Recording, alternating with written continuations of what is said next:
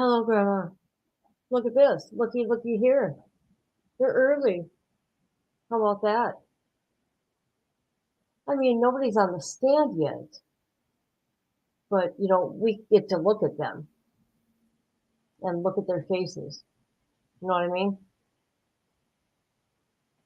Hey, what do you think of Viper's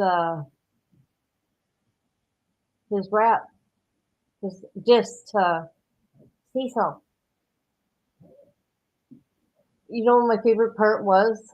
I can't remember the rhyme, but he said something about a rattle. Like a baby's rattle. That was good.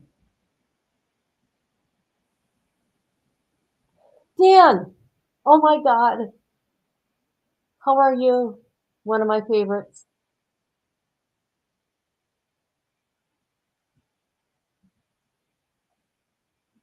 Yes, Dan's here. Dan's here. Hey, Dan, look at. I adore Dan. Dan is nice to us. That's right.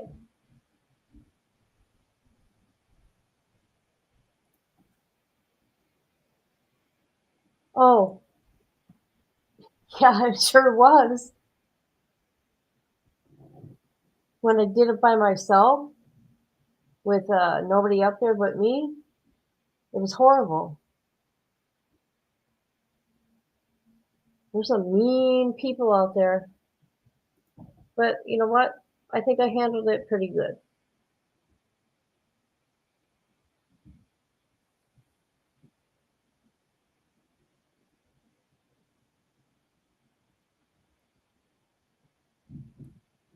Thank God you're not like that. You make us laugh. Ain't that right, Grandma? Dang right it was. And then they infiltrated and came in here yesterday. However, one did say to me, well, you're not half bad. Okay, thank you.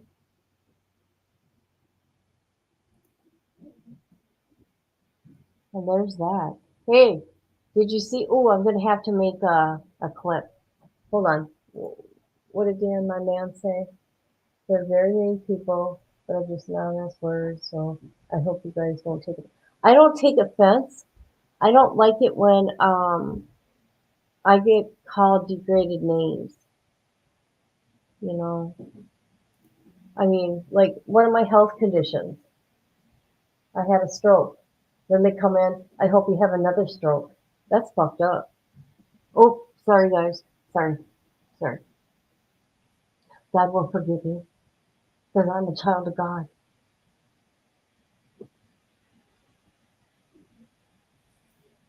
Uh oh. What's going on here?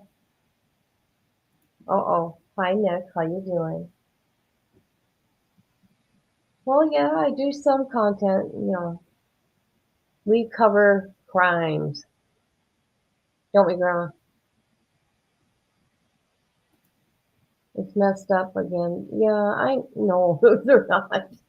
You know what? They just want a reaction, but I'm not giving the reaction that we want or they want. But yeah, it's all good. It's all good.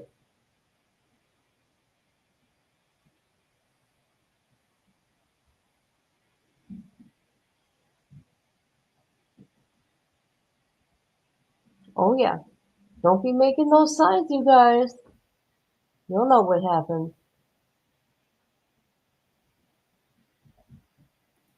I know. Look at you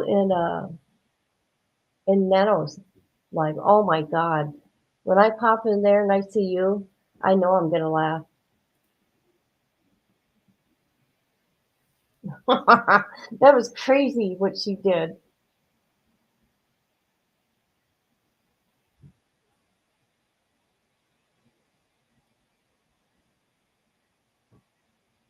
It was so funny. I should clip that. No, what's funny? Out of the blue, she says, well, this is going to be a long live, blah, blah, blah. 10 minutes later, she's like, I gotta go, guys, love you. Oh, good. How about her and her nanobots? Yeah, that is something. Sure is.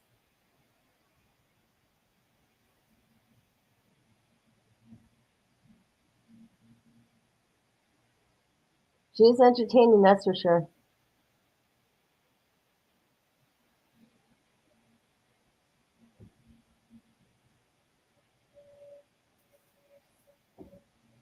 Oh my gosh, look at who came in. Maisie. Hey, girl, hey. Yeah, she is. I think she's nice, but I don't see what she sees. You know what I mean?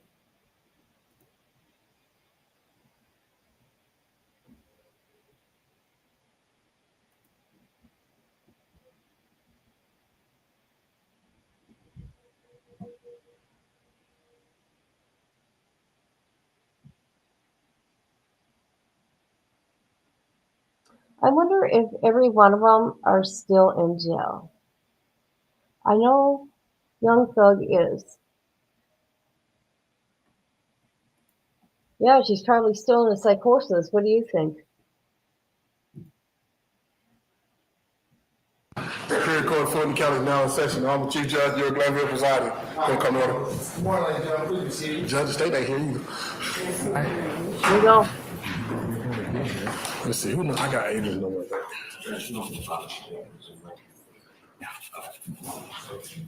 I don't like talking to her. I call Hilton.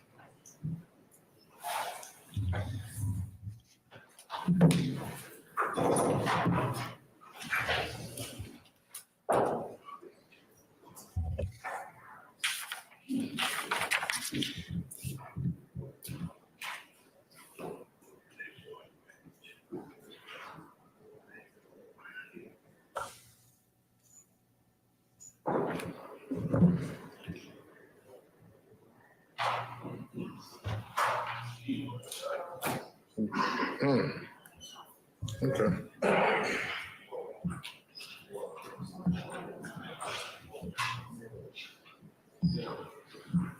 Oh, that why you hung up on me? That why you hung up on me?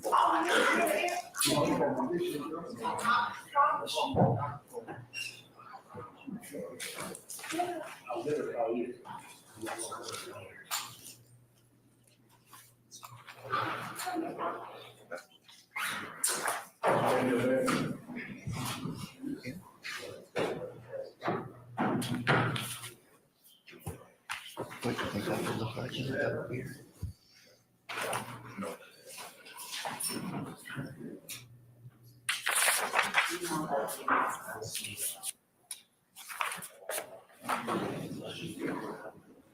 Or admin. Or admin says it, so I guess that doesn't mean everyone.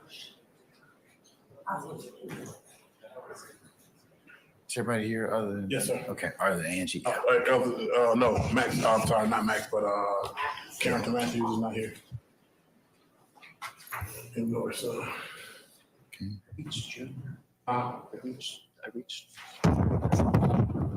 he's here. No, he's 15 minutes out. I think it was a bad rep on 20. Yeah, I know. Okay.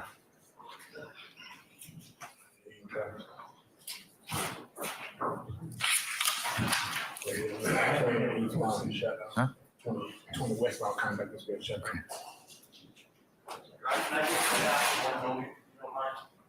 All right.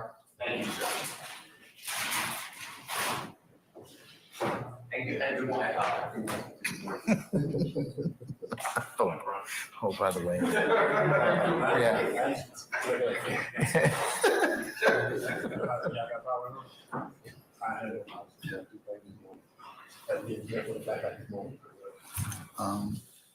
And Violetta has no power. Really? Yeah, she's out. Yeah. So she says, yeah, she can stay home. She says she hopes her food doesn't spoil. I was like, yeah. I said that. I said, having replaced everything in the fridge a few times in my life, I said that just sucks. And usually USA or whatever, they only pay for if you have a power outage. A lot of times they'll just send me a check. They'll say, we know your power was out for 6 months.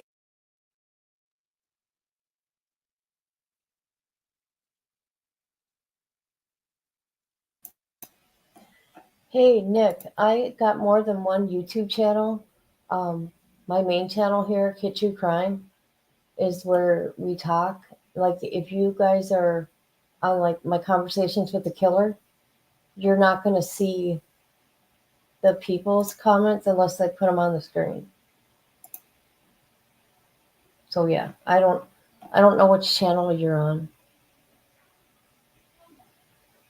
And same goes for Facebook. If nobody's commenting back to you, it's because we can't see the comments. StreamYard is weird like that.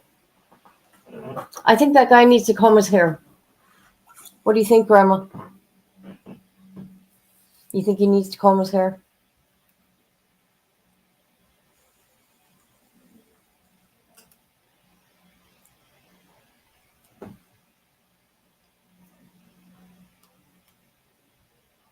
Why do they have to mute it?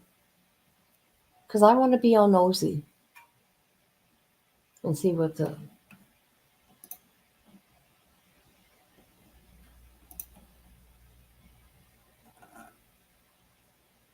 I know I'm on my main channel. I was just telling Nick. I was asking which one he was on. It confuses people.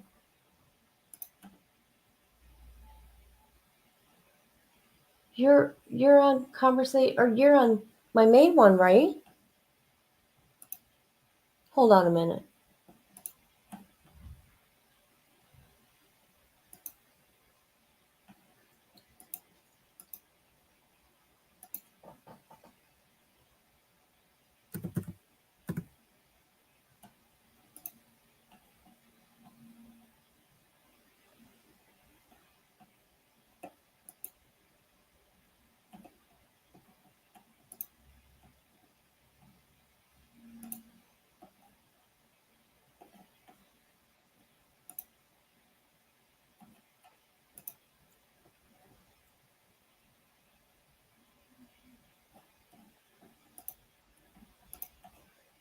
Oh, what's going on?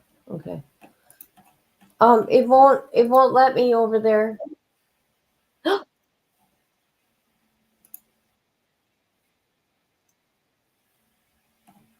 Oops.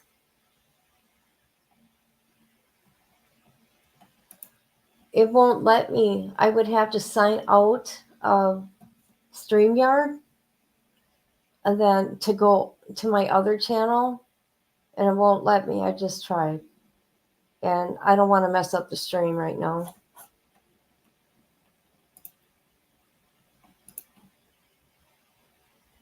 Oh my God. It was crazy.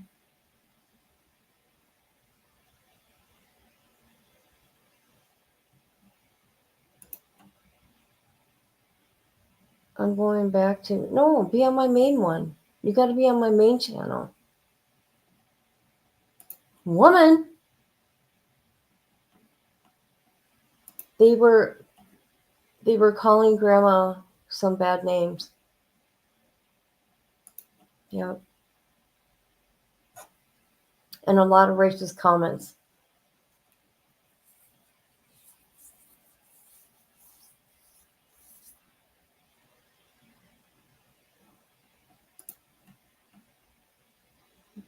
Yep.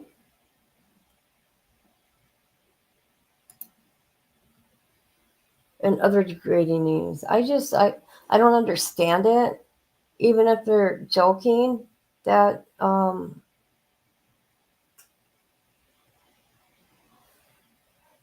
yeah, it was bad. Yeah, that's mean, especially when it's, you know what? It doesn't matter the age. You know what I mean? I don't know. But you put that icky stuff out in the universe, it's going to come back. Back. I truly believe that.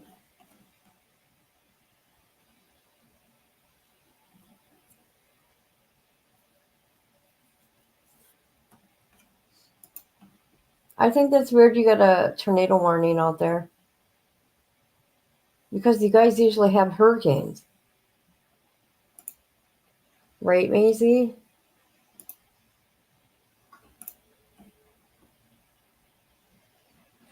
Words can kill people. For real. And that's a sad part.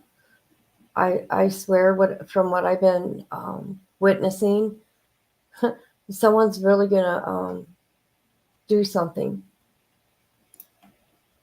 Mark my words, it's gonna happen.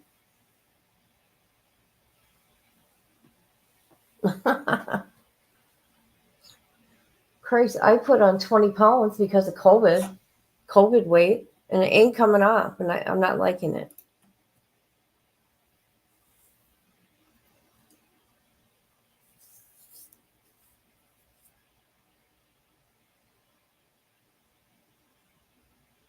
I hope Viper and Shredder come in here today. They're funny too.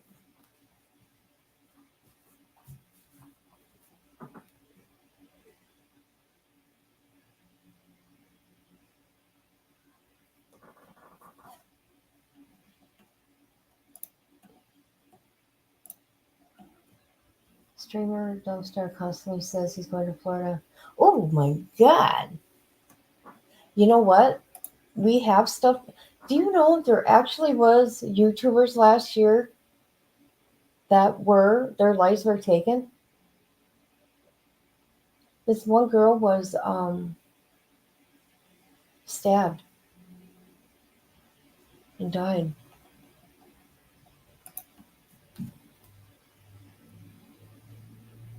From a sub from her channel.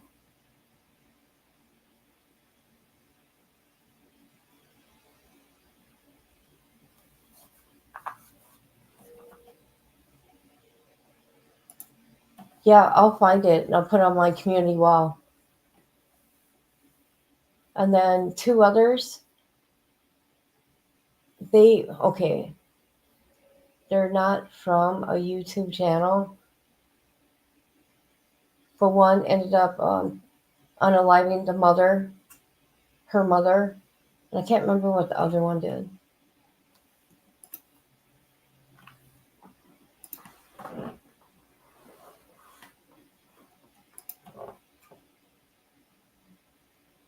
I know, you're not a troll.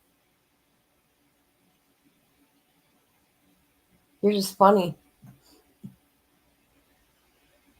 Chief Judge Yura Glanville is presiding. Court will now come to order. All right, good morning, ladies and gentlemen. Please be seated.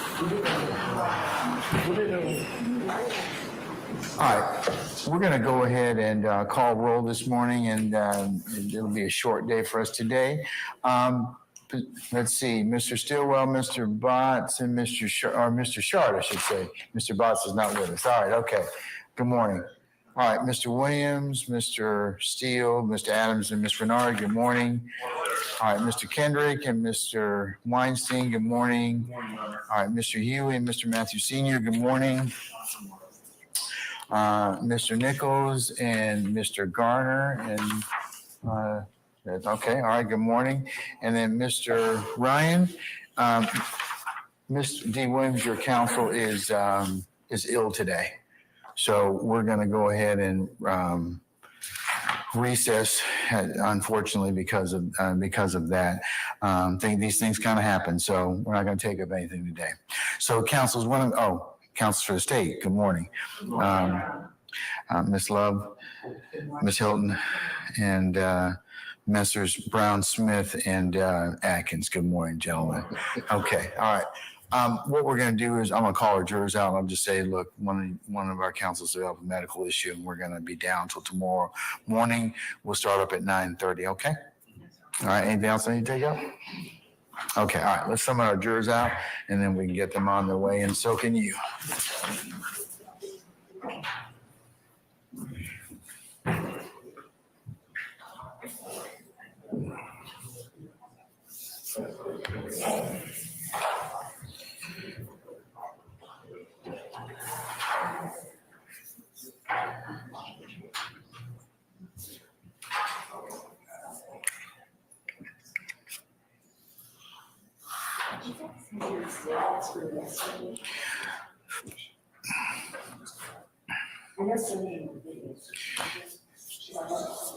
Is Mr. Stevens out? Okay, yeah, you can just have him come inside the courtroom and have a seat. Okay.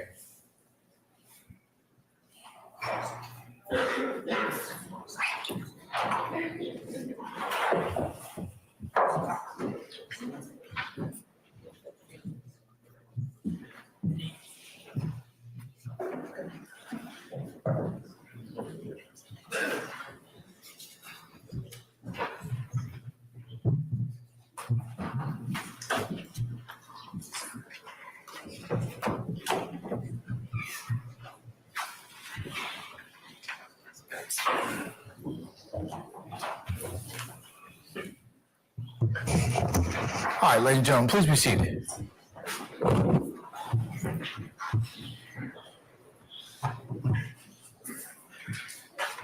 All right, all jurors present, sir? Yes, sir. Okay, all right, thank you, Sergeant Ingram.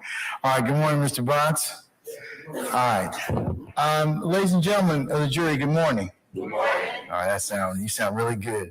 I almost hate to tell you what I'm going to tell you at this point in time, but as you all know, as with the trial of any matter, things kind of happen. So last night, one of our lawyers took ill, so they're out today, and we're going to reconvene tomorrow morning at 9:30.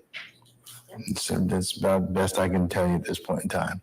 So, sorry we had to get you out in this weather, and you had to use your boats and pontoons and other flotation devices to get here. But we're glad all of you made it here safely, and I'm gonna wish the same for your travels back to your residences. So, ladies and gentlemen, unless you have any other ministerial inquiry of me, it's going to be report for 9:30 tomorrow, and then we'll go ahead and continue with the presentation of the case to you, and the other scheduling that I told you about Friday and next week still stand at this point in time. So anything of me at this point? Okay. All right. Ladies and gentlemen, thank you for your patience again. This is one of those things that just unfortunately happens, and I fear that it will probably happen again before we complete the matter with you. But we just have to be patient, and we thank you for your patience and your indulgence with us. So, ladies and gentlemen, unless you have anything else, remember my admonitions to you as I follow you always. And unless you have anything for me, 9:30 tomorrow morning, we'll go ahead and get started, okay? All right, okay. All rise.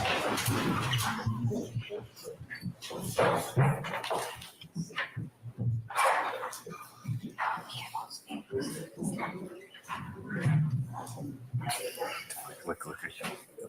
He's looking like, I'm not falling for it this time. It's too quick.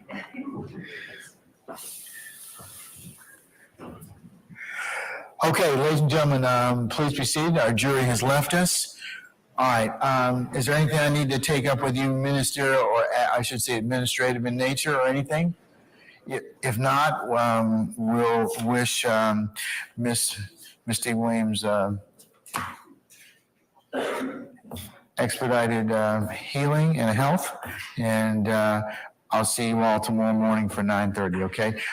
If you all could be here for 9:30, we'll get started as close to 1000 hours as we possibly can. Okay.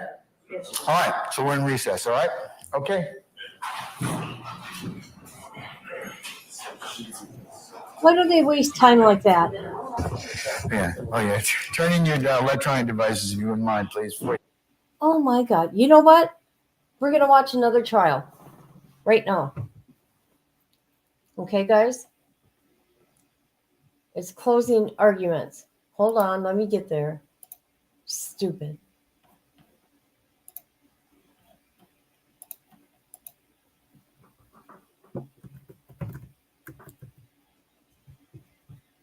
We're going to listen to closing statements. Hold on.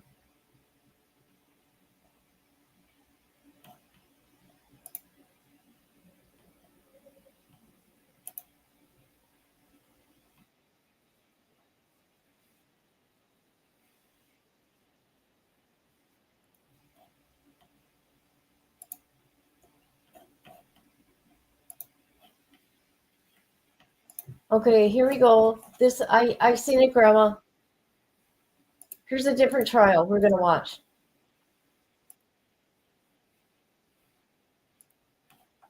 Closing arguments. That this defendant was presumed innocent unless until proven guilty. Right? And I'm going to get to that. But I wanted to make sure that this is the individual we're going to talk about today. This is the individual, William Deshaun Hamilton, that was left in. This individual is the reason why this defendant is standing before you today. Innocent unless and until it is proven guilty. And that presumption is only there until it's overcome by evidence. Evidence that you heard from the witness stand, evidence that you heard through exhibits, through videos. Once that presumption is overcome by evidence, then they are no longer presumed innocent. That is done. It is gone.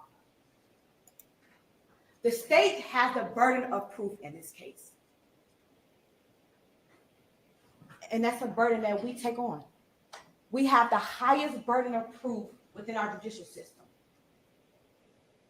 And we have to prove each and every material allegation of this indictment beyond a reasonable doubt.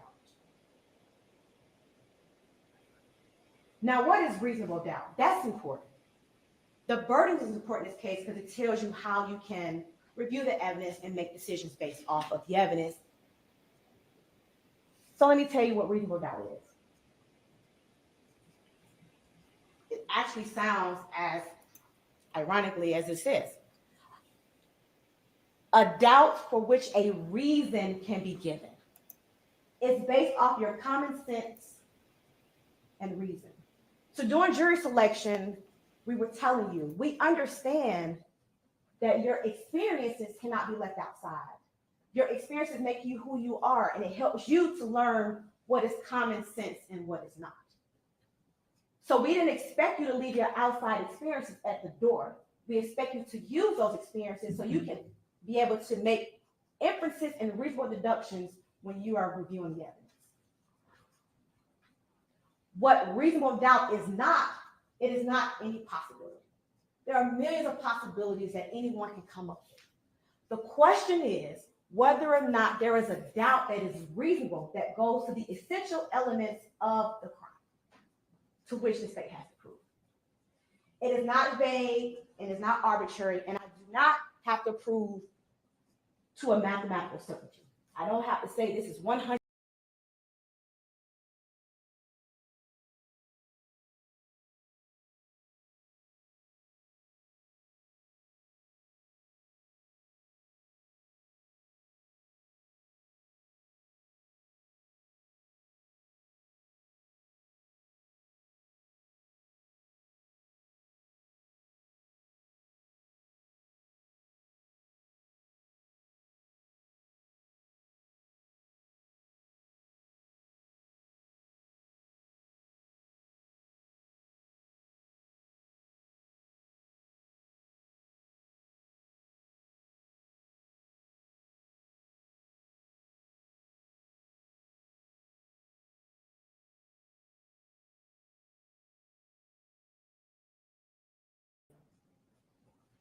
Between December 1st, 1998 and February 26, 1999. So I want to ask you, when we speak about reasonable doubt, let's think about it this way. Is it reasonable that this defendant, who knew something was wrong with her son William for a few days, who observed the following symptoms of her son over a few days: lethargic, weak, tired, gagging, didn't want to talk, didn't want to walk, didn't want to do anything? Is it reasonable for a parent to see these symptoms for a few days and not seek medical attention? I submit to you the answer is not. Parent may see one symptom, maybe two,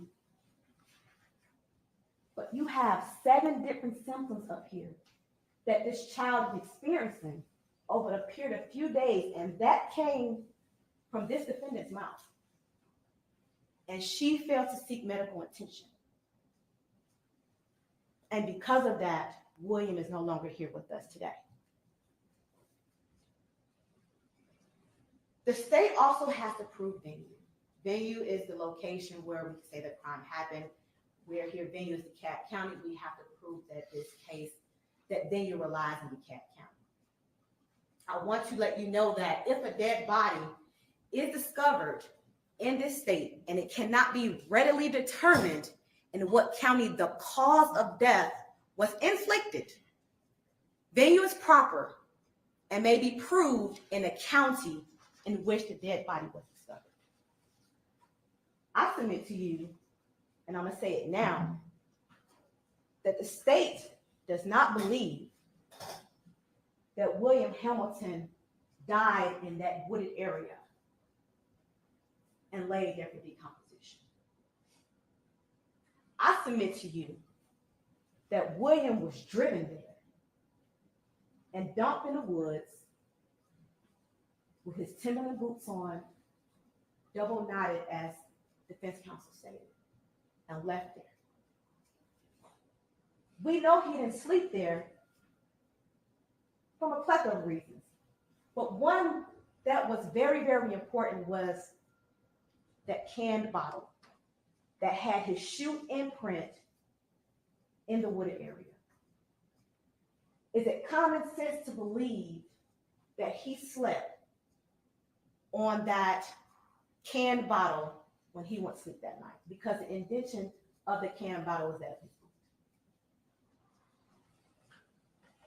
I submit to you that if he slept there, meaning that Teresa, this defendant, and William got off a bus and they walked to a location in the wooded area to get off the street and slept on pine straw during the cold,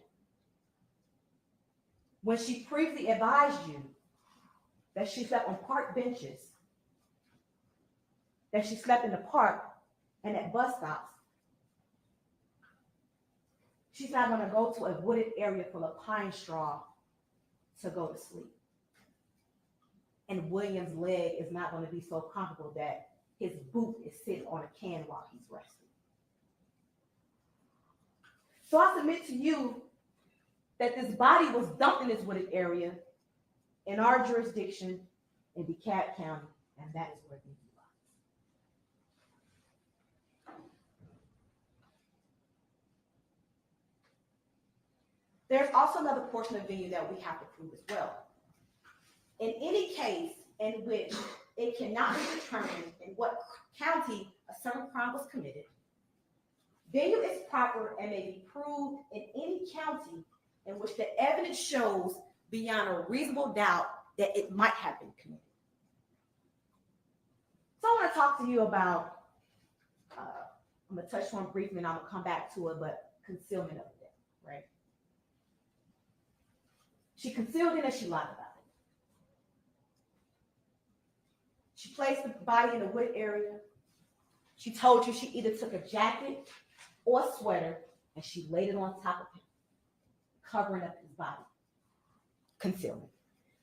And then she lied about it. She lied about it continuously over and over and over again. And the lie started at the very beginning.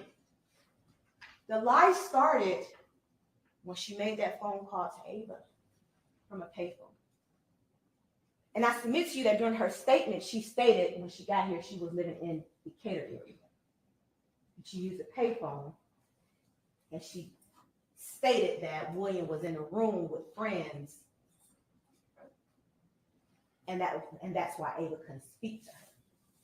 But she told you all through her statement that she lived in the Decatur area, which is in DeKalb County. There's no area outside of Decatur, Georgia, that is not located in DeKalb County. And she told Ava a lie. She told Ava, oh, William, he's in the room with my friends. She just got to Atlanta. What friends she got? She don't know nobody. William did. And at that moment, she told a lie, starting a cycle of lies and continued the lies for decades. But the lie began in DeKalb. So I have to prove that venue lies in DeKalb in reference to that charge as well. And I want to go ahead and kind of give you all a preview of that information as we progress on through the closing argument. So here's the location where William was found. Right? And you heard from multiple witnesses that the body was located somewhere along this wooded area. There's a path, and you can actually see a vehicle right here. There's a path in which cars can travel within that wooded area.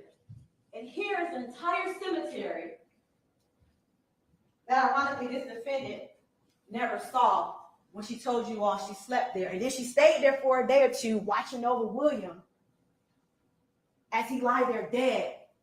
She never noticed there was an entire cemetery there. And you telling this jury that you've been there for over 24 hours watching your dead son.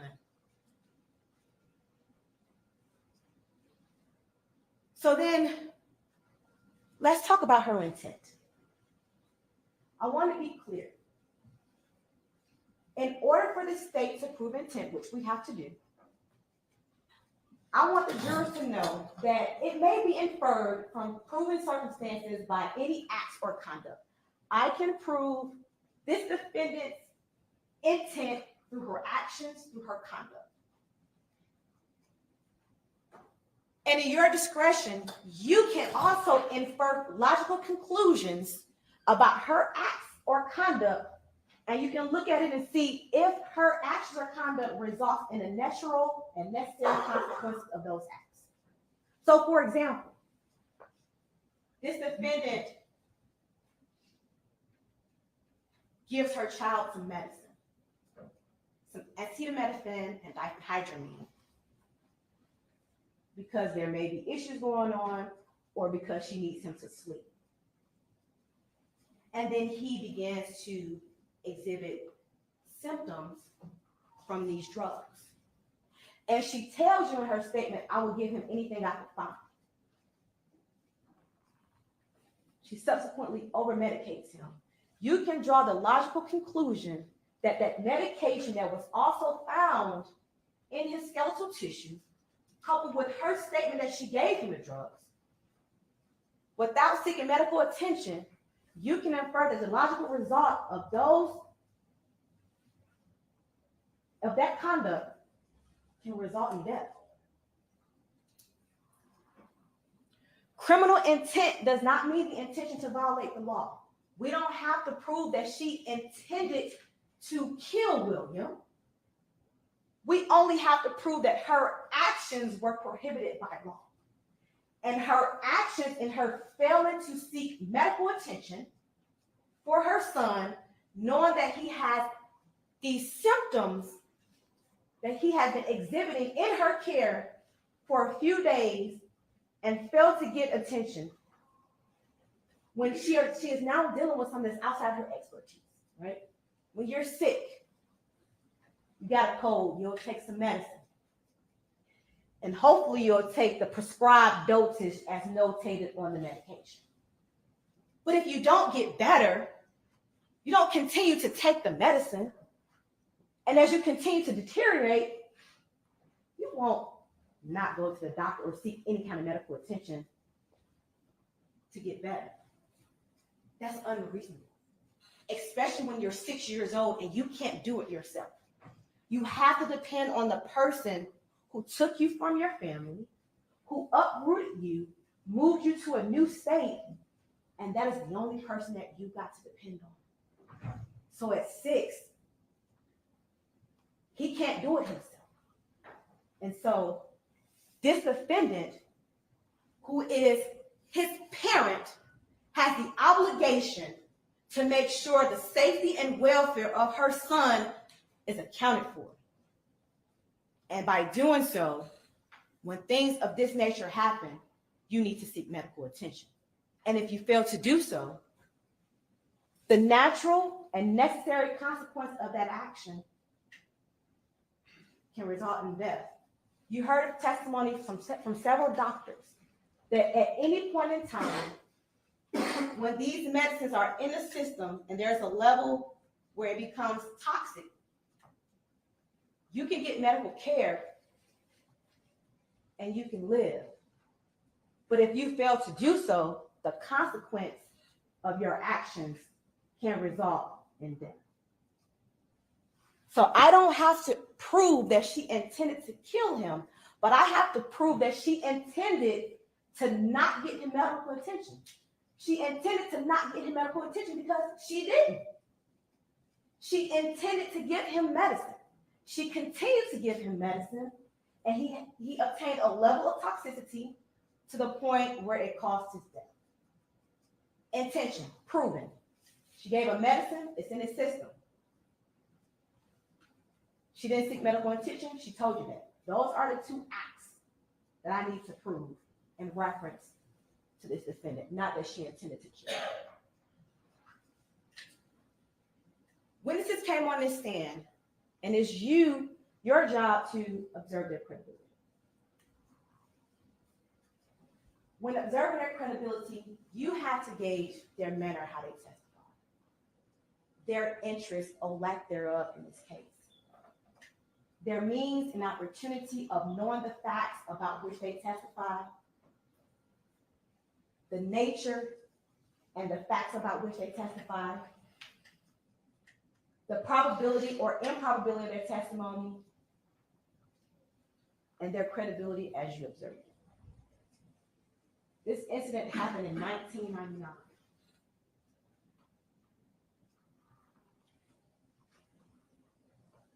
Ava came to you all and took the stand. What did she gain from it by taking the stand? What did she gain from it by telling you what she knew? She told you several things, plenty of things about this case. William Hamilton, he testified. He told you, I tried to see my son on many occasions. She wouldn't let me. She even put a gun out on me when I came to see my son. I just wanted to see my son. I wanted him to be a part of my life, my family's life. His grandmother Margaret told you, I love my grandbaby. I would have done anything for him. I would have taken care of him if given the opportunity. I took care of 6 of my grandchildren at one time. What did they have to gain from their testimony other than just telling you the truth? What do they get the benefit just by coming here and speaking to you? And if you determine that these individuals are credible, then you can believe what they say.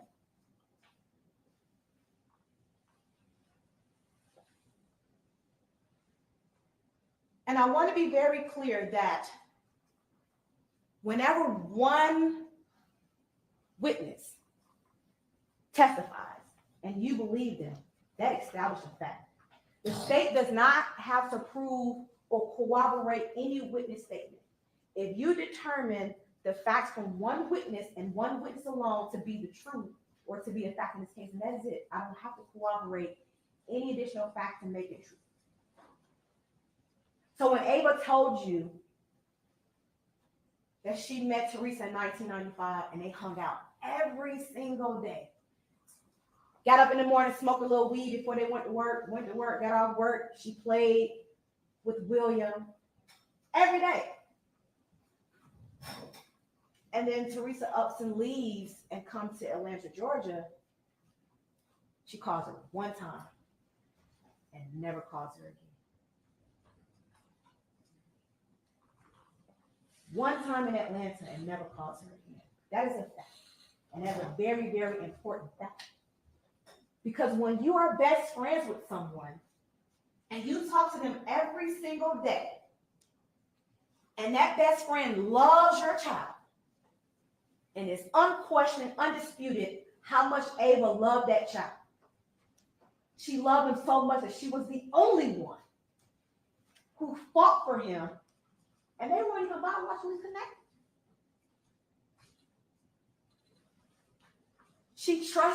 Teresa trusted Ava around her child. Ava asked every day, where's my baby? How my baby doing?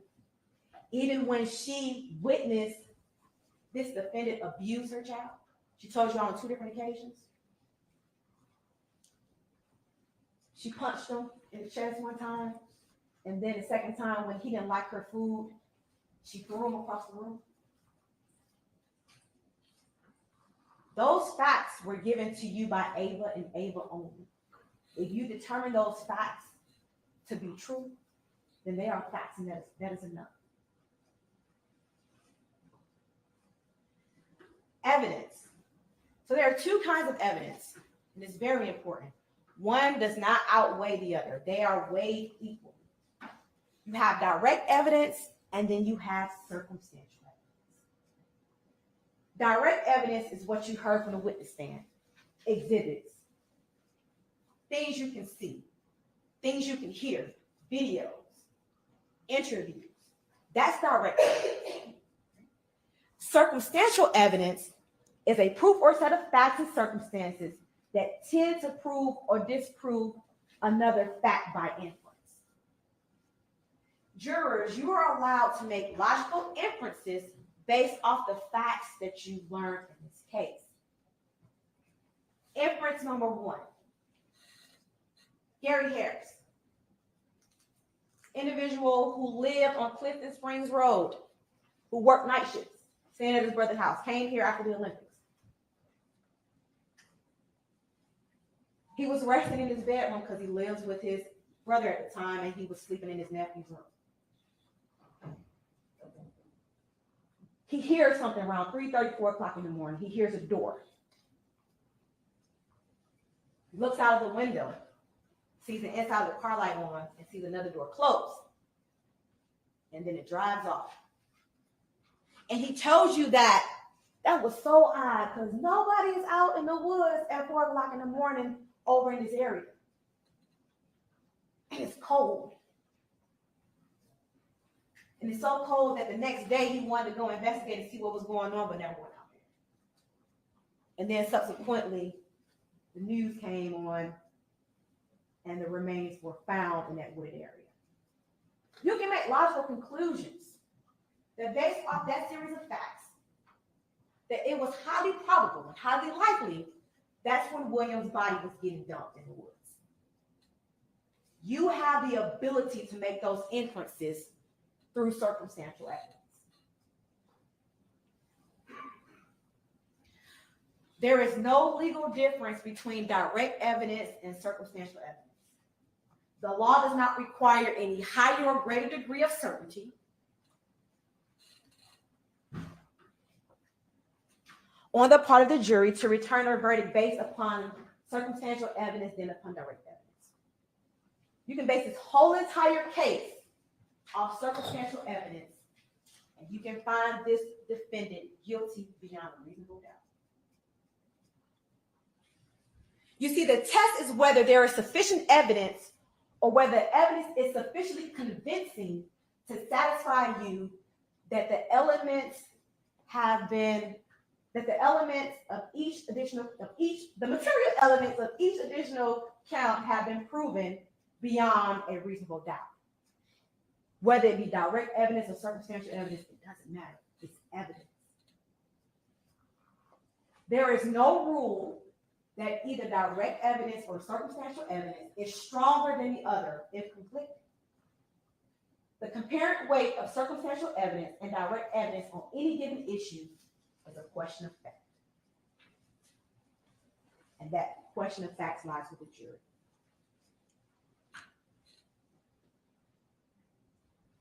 There are 6 counts in the indictment. These counts form the issues to which you are to decide here today. You have count 1, felony murder, which is count 1 as well as count 3. Count 2 and 4 are cruelty to children. Count 5 is aggravated assault, and count 6 is concealment of death. I want to speak to you first in reference to count 1, felony murder. There are 2 ways the state of Georgia charges murder, right? You have malice murder, which is not being charged here today, and you have felony murder. Now, malice murder is the typical murder that everyone knows. A person who commits malice murder has the intent to kill. They pick up a gun, they point it, fire, pow, shoot the individual, they die.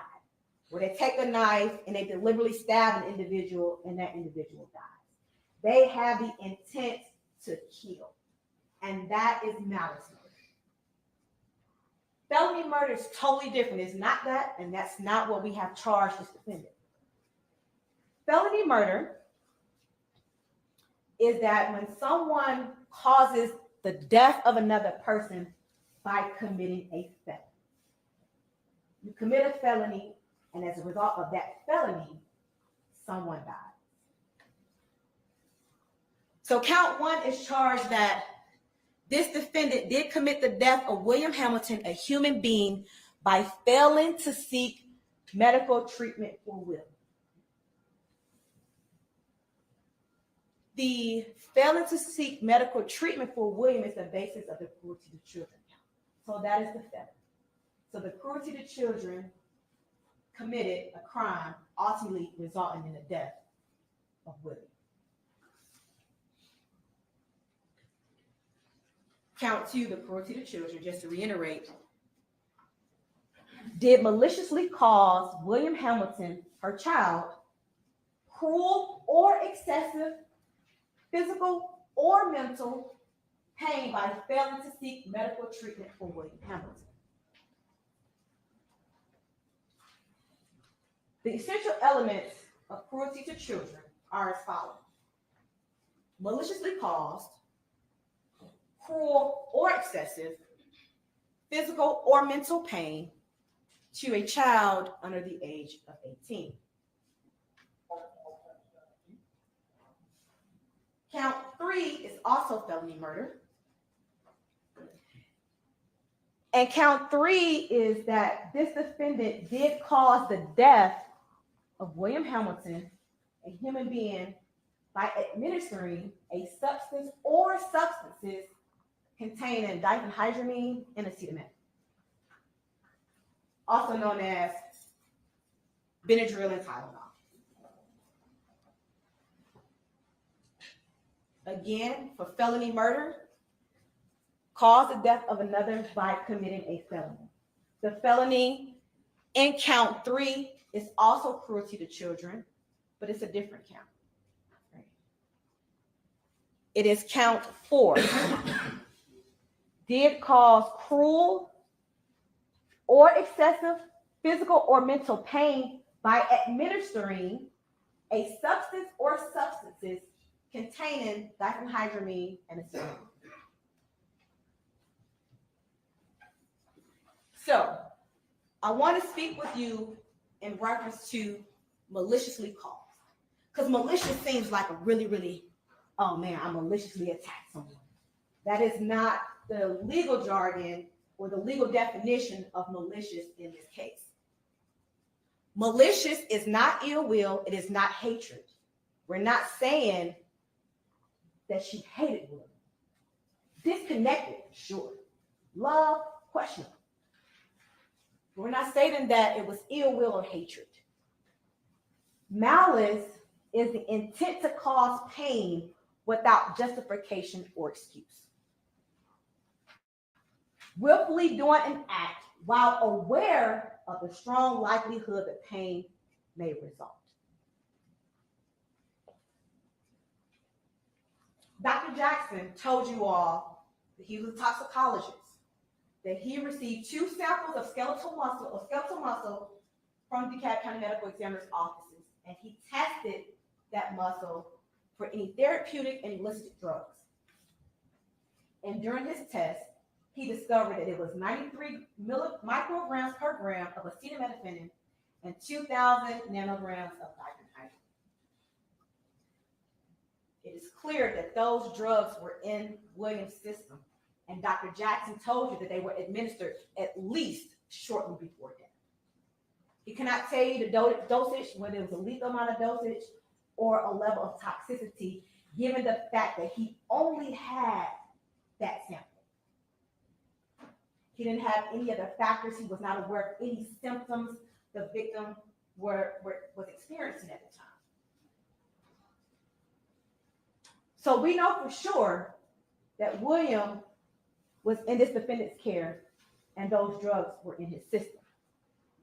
You can now infer that this defendant gave him those drugs. Knowing that he is now experiencing these symptoms, she continues to give the drugs. And she tells you that he can't walk, that he can't talk. When someone can't walk and can't talk, it is logical for you to infer that that is painful. And it then carry on for a few days. It becomes cruel. That is malice. The fact that she gave these drugs, observed these symptoms, and allow him to continue to suffer, that is the maliciousness of the cruelty to children count.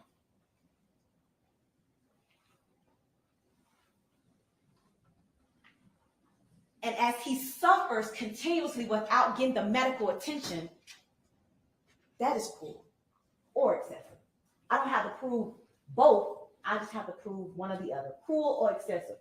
So however you determine it, whether it be cruel that a 6-year-old suffers continuously and continues to exhibit these symptoms that his mother sees and fails to get him attention, that's for you to decide. For a person who can't walk, who can't talk, who is gagging, who doesn't want to do anything, it's physical pain.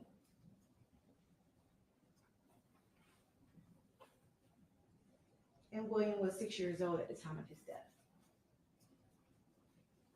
Those are the elements, the essential elements that the state has to prove, and the state has proven to you in reference to the cruelty to children count. And because he dies as a result of the diphenhydramine and acetaminophen in his system, that's how we get to felony murder. He dies because he has these drugs in his system. He's exhibiting these symptoms, and this defendant doesn't get him medical treatment. And because of that, he dies. That's how we get to the other felony murder.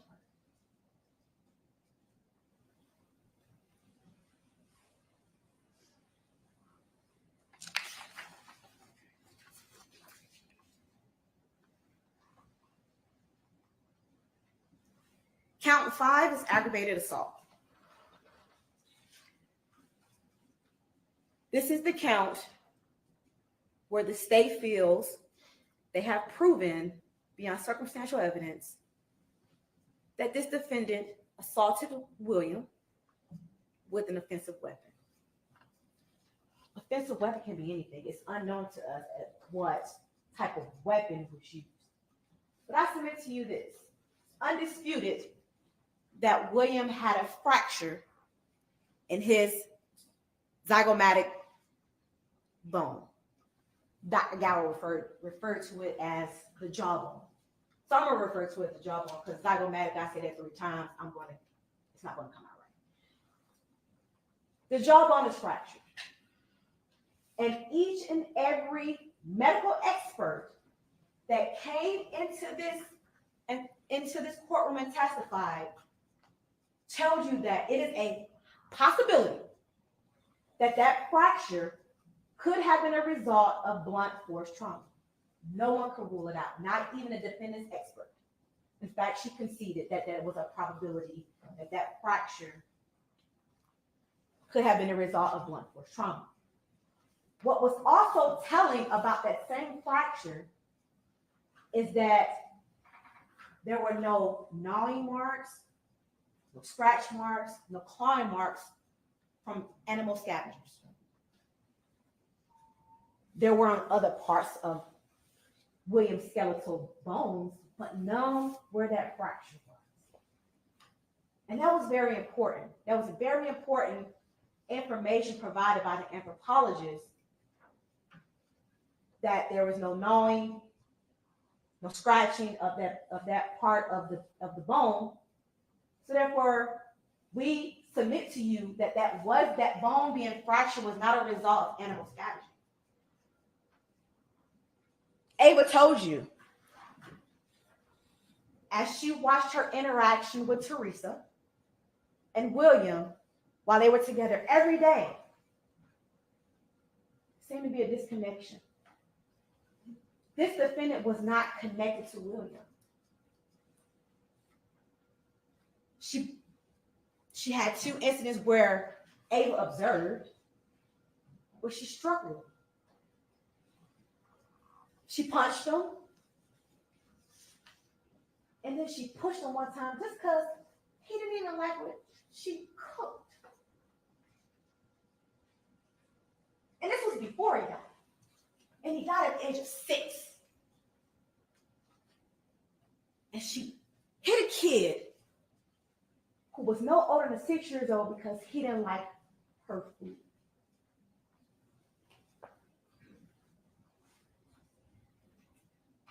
Margaret Hamilton told you that there was a period in time when this defendant was not around William.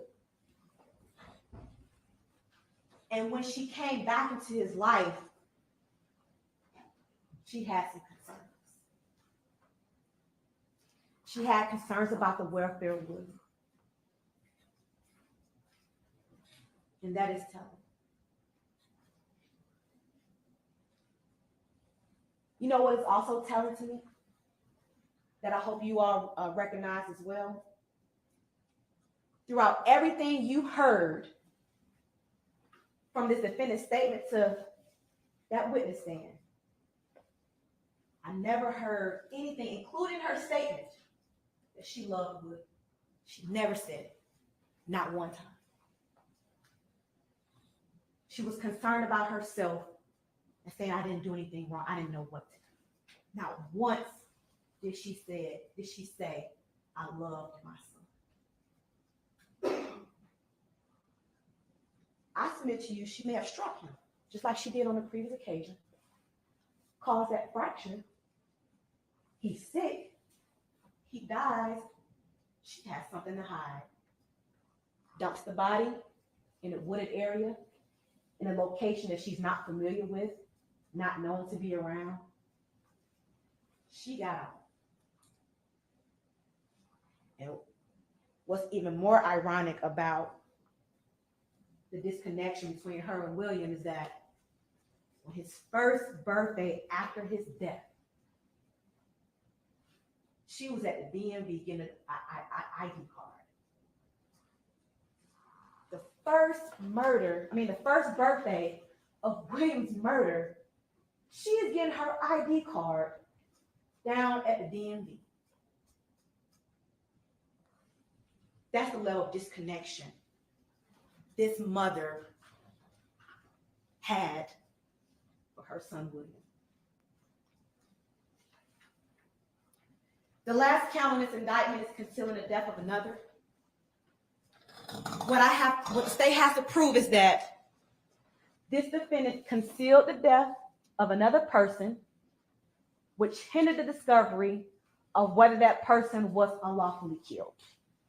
We charge this count in two ways.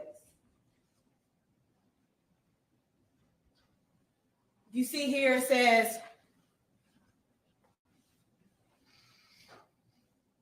did unlawfully conceal the death of William Hamilton, which hindered the discovery of whether William Hamilton was unlawfully killed by leaving the body of William Hamilton in a wooded area and about lying about his whereabouts.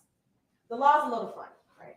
Let me tell you about that little word "and" in that indictment.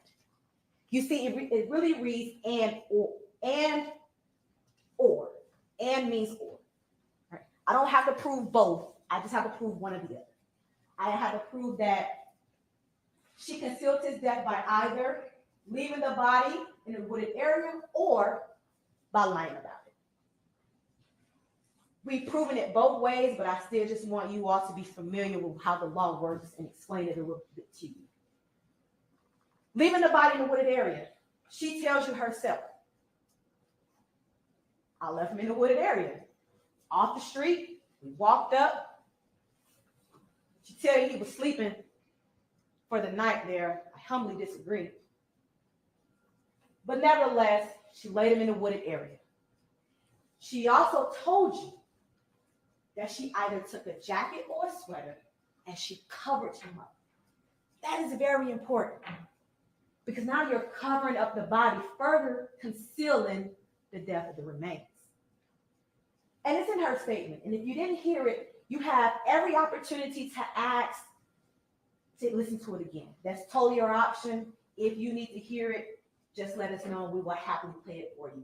We don't have to play the entire portion of the interview. We can only play whatever part you need to hear. But this defendant told you that she laid that jacket or sweater, either it was hers or something William had, laid it on top. Wooded area in a location where she's not familiar with, nowhere near William is from, no family nearby, and she left.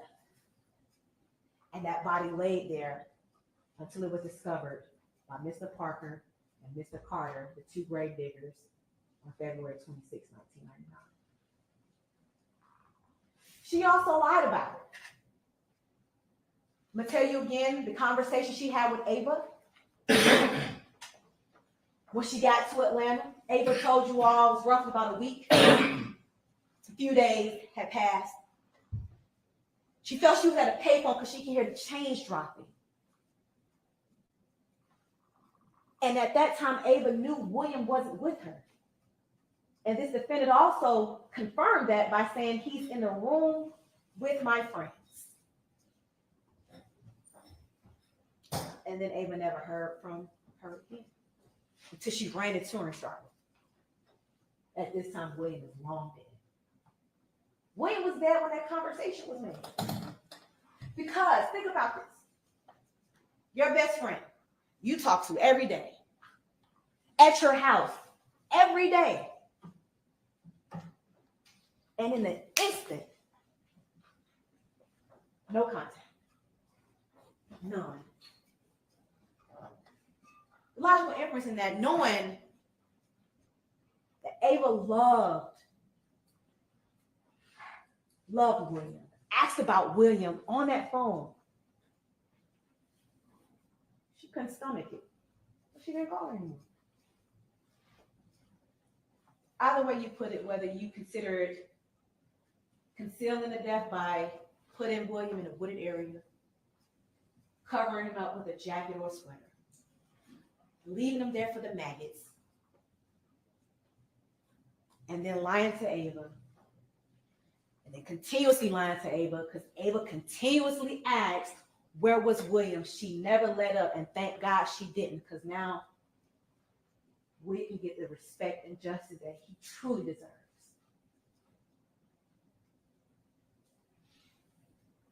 We would have never figured out who he was, and she would have been successful in concealing that death.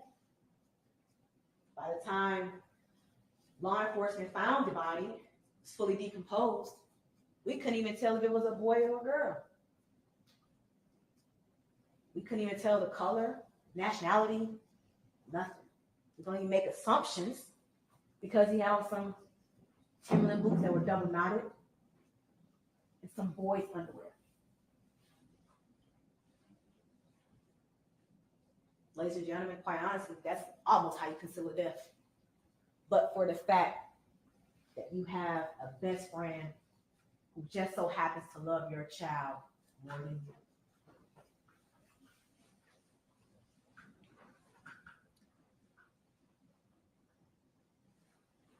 Ladies and gentlemen,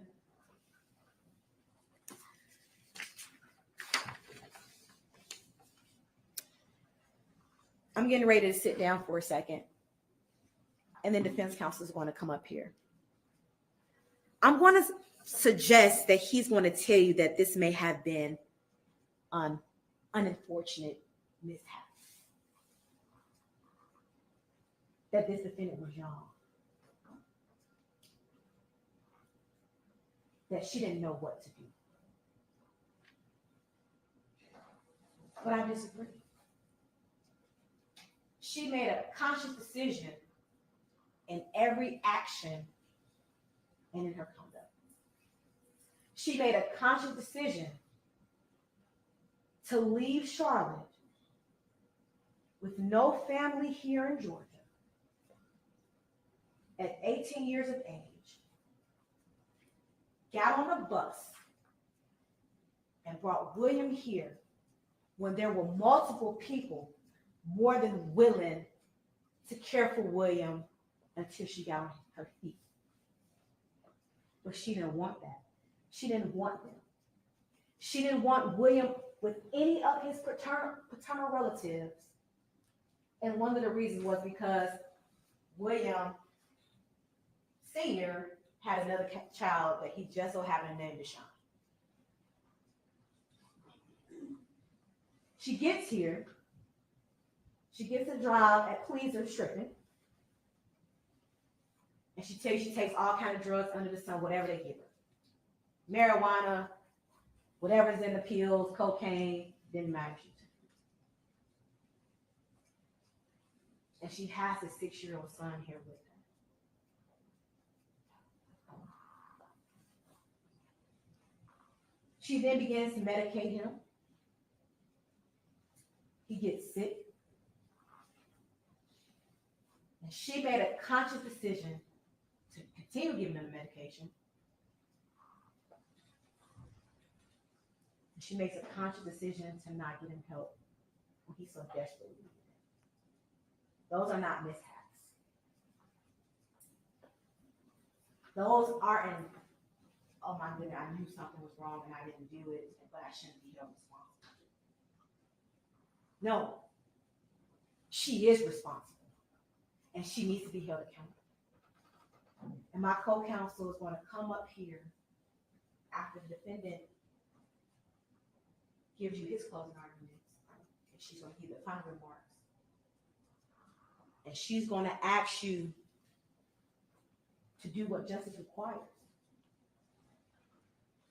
And she's going to ask you to return a verdict of guilty in all counts of this indictment. Thank you.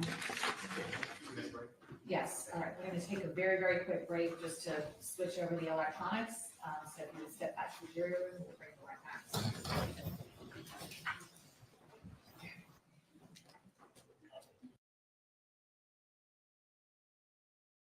This is a case where the state doesn't have any evidence of what happened in DeKalb County, Georgia in 1999. And they know that. So, to distract you from that, they need you to hate Teresa. They need you to think of her as a detached mother. They need you to think of her as someone who doesn't love William. They want you to feel those emotions. so strong that you lose track of your job. Because your job is to look at actual evidence or lack of evidence, to use that to decide this case. There's a massive gap in this case. The gap is any evidence about what happened in DeKalb County. They can't fix that. So they bring you a complicated web, and they hope if you add a little bit of each person from Charlotte up together, you'll feel enough that you won't care.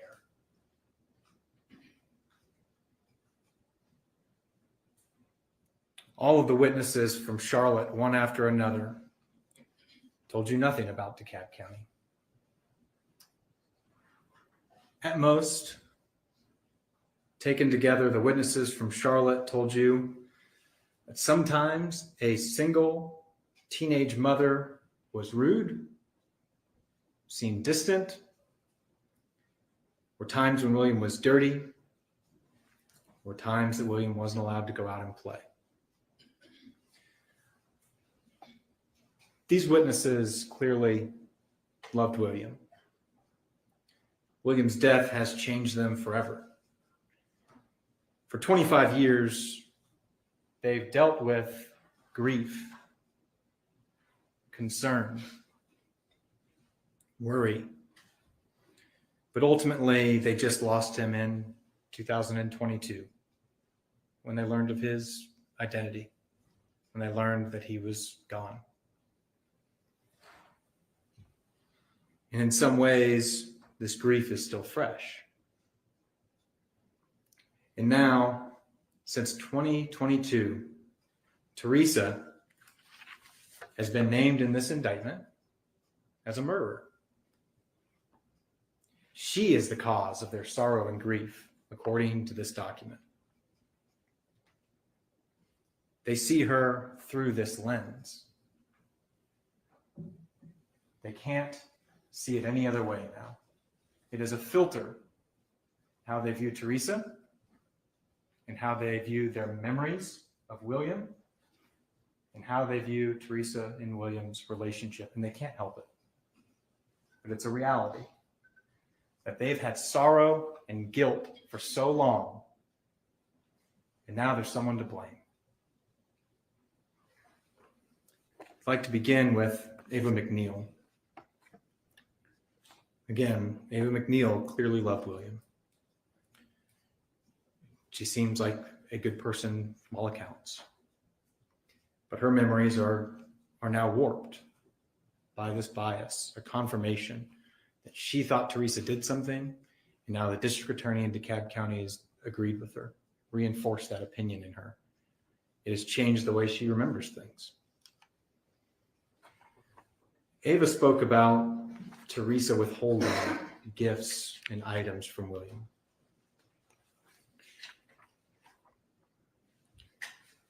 She told you that the neighborhood raised money and bought William $150 of candy.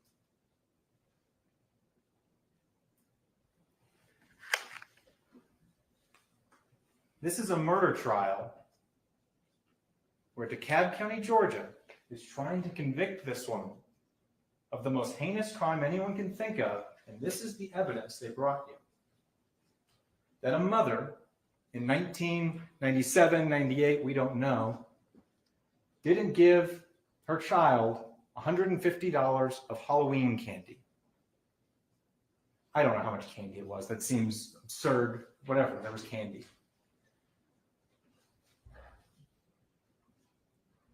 Maybe Teresa was embarrassed by this, that the neighborhood has now taken it upon themselves because they think she's a bad mother and raised money and given candy. Maybe she didn't want to have all this Halloween candy at once. Is not giving your child Halloween candy evidence of murder? Of course not. There's other things too.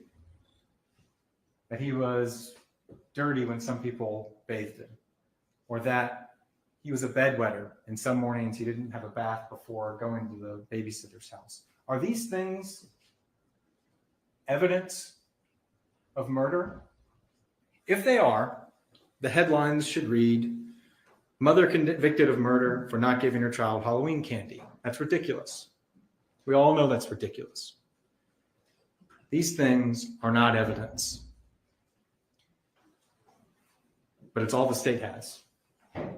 So they hope if we pile enough of it together that, sure, one thing's not enough, but also somebody said his feet stunk sometimes. So when you add that in, they want this web to now say, see, we told you. See how she was as a mother? Now they need you to make a leap that she's a cold-blooded murderer. That's ridiculous. Ava said that she was with Teresa and William every day for 4 years.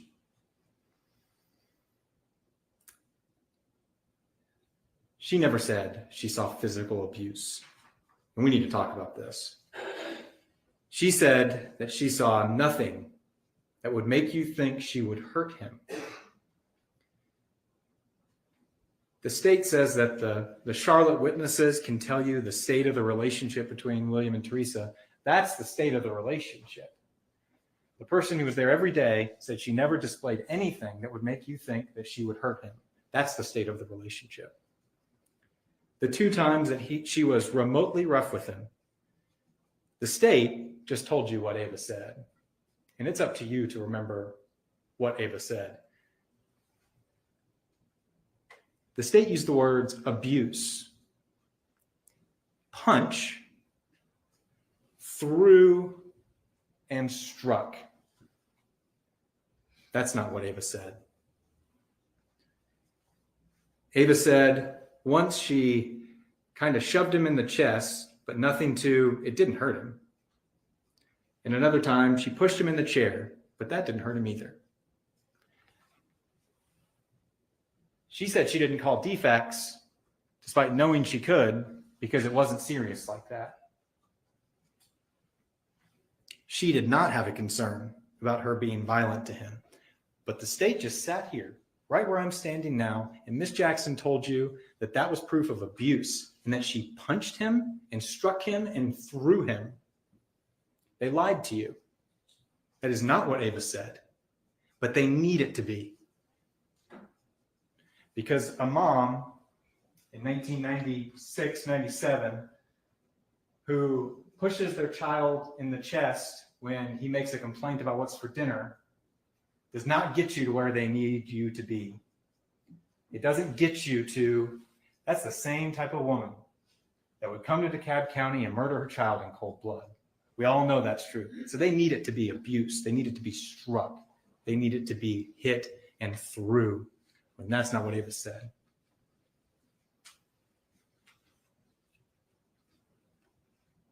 She said that both of those instances were not a big deal, were not serious. She didn't even tell you that she spanked William or that she whipped him or hit him or anything like that. Nothing. No one ever told you, despite other people saying that they bathed William, they ever saw any marks on his body, because there were none.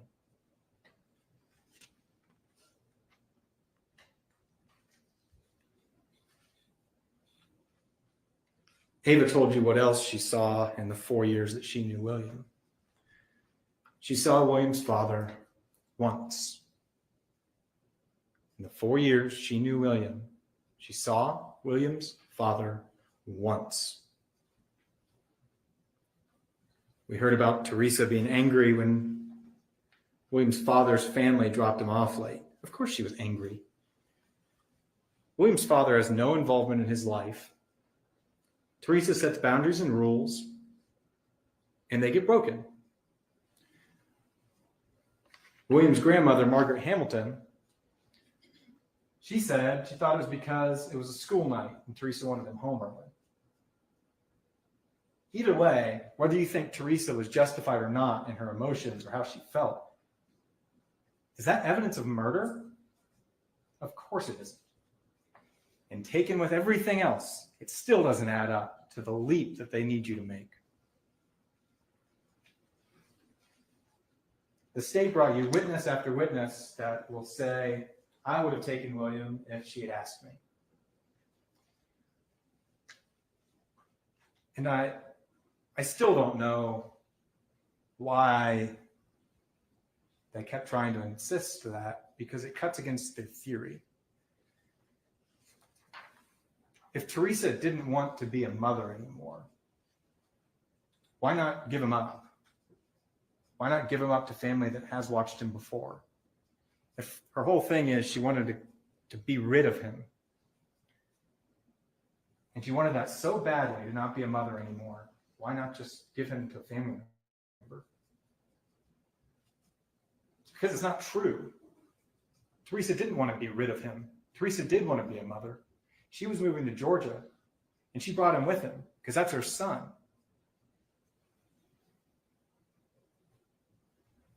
We heard from several other people from Charlotte. First one was Miles Boyce, that I want to talk about next. The guy that drove her to the bus station. Says that they were friends. Teresa came over to his house several times. Let William go over and play with his sons. No abuse, no concerns, no isolation of William. This is the state of their relationship in Charlotte. Montequillian Davis, the babysitter, she said William was dirty when he lived with his grandparents. This was before Teresa's mother passed away. That's what she said. She said Teresa would let William come over for the weekend. When Miss Davis asked if William could come over, Teresa never said no. No physical abuse, no neglect, no concerns. That is the state of William and Teresa's relationship. Finally, Wanda Hamilton. She said that Teresa would reach out for help, and they would help her. She wasn't isolating him. No abuse, no neglect, no concerns. That is the state of their relationship when they were in Charlotte. That's the real state of the relationship. And that is what the state wants you to base your verdict off of.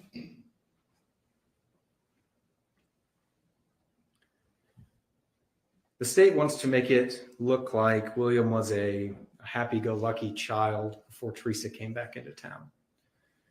When Teresa got in his life, he was quiet and sullen. And that's not backed up by the timeline or the evidence in this case. Witnesses have said that. And I think that goes to show the filter and the warped view and the bias they have against Teresa, because we have evidence from Ava. She was there for 4 years with him. William passed away when he was 6. So we're talking 2.5 on. She's there from then. The beautiful child that Ava knew, Teresa was his mother. The child that liked to laugh and play with trucks, she raised him. The child that could read an encyclopedia at 5, that is her kid.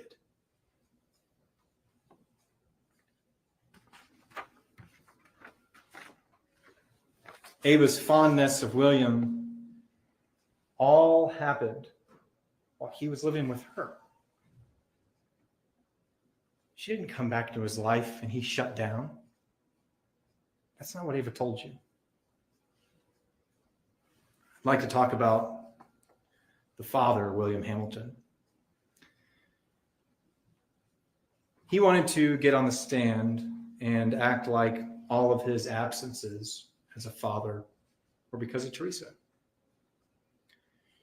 Said that he was available to take William when Teresa went to Atlanta. That's what he said. And that's not true. The judge told you exactly when he wasn't available. He wasn't available from October 14th of 1998 through March 3rd of 1999. The exact same time frame we're talking about in this case when Teresa went to Atlanta. 2 months before she left, he is not available to help. He's never been available to help. He then started talking about child support. He sat on the stand under oath and told you that Teresa was taking out child support payments from his check after William had passed away. We then heard a statement. And we learned he just sat there and lied. His statement was to the same DeKalb district attorney, the investigators that came to talk to him said, yeah, she tried to get child support from me, but it didn't do any good. I didn't have any money. So it's taken a leap from 2022 to 2024. Now it's that she was getting money. This whole thing is a lie. The state found a manager from a burned down strip club in Atlanta, Georgia, to come talk to you. They brought you school records from William from North Carolina from 1998. They found a responding officer, Mr. Gaskew, who hasn't been a cop for 20 years. If Teresa filed for child support after William passed away, that would have been the first piece of evidence they brought. Either from the clerk of court, from William Hamilton's bank records, they would have moved heaven and earth to get that evidence. It doesn't exist because it is all a lie. He then said that one time, because he always tried to go see his son, one time he got there and Teresa pulled a gun on him. That's a lie too. Because if you want your son and you want visitation with your son and you want contact or custody of your son and the child's mother has now pulled a gun on you, you call the police. That's how you get access to your son. You say, hey, his mother's not letting me around and now she's pulling guns on me. I'm just trying to be a good father. He didn't call the police because that didn't happen. He just made it up.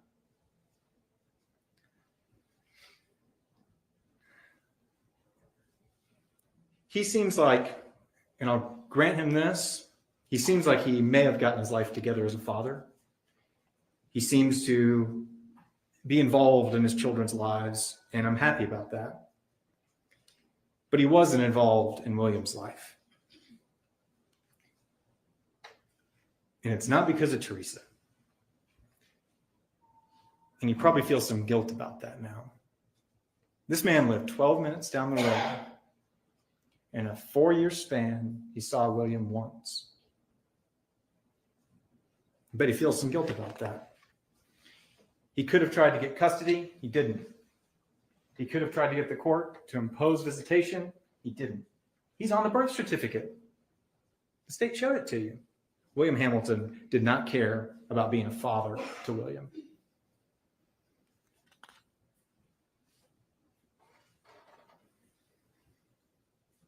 The state said in opening from the beginning that remains are not the only evidence in this case.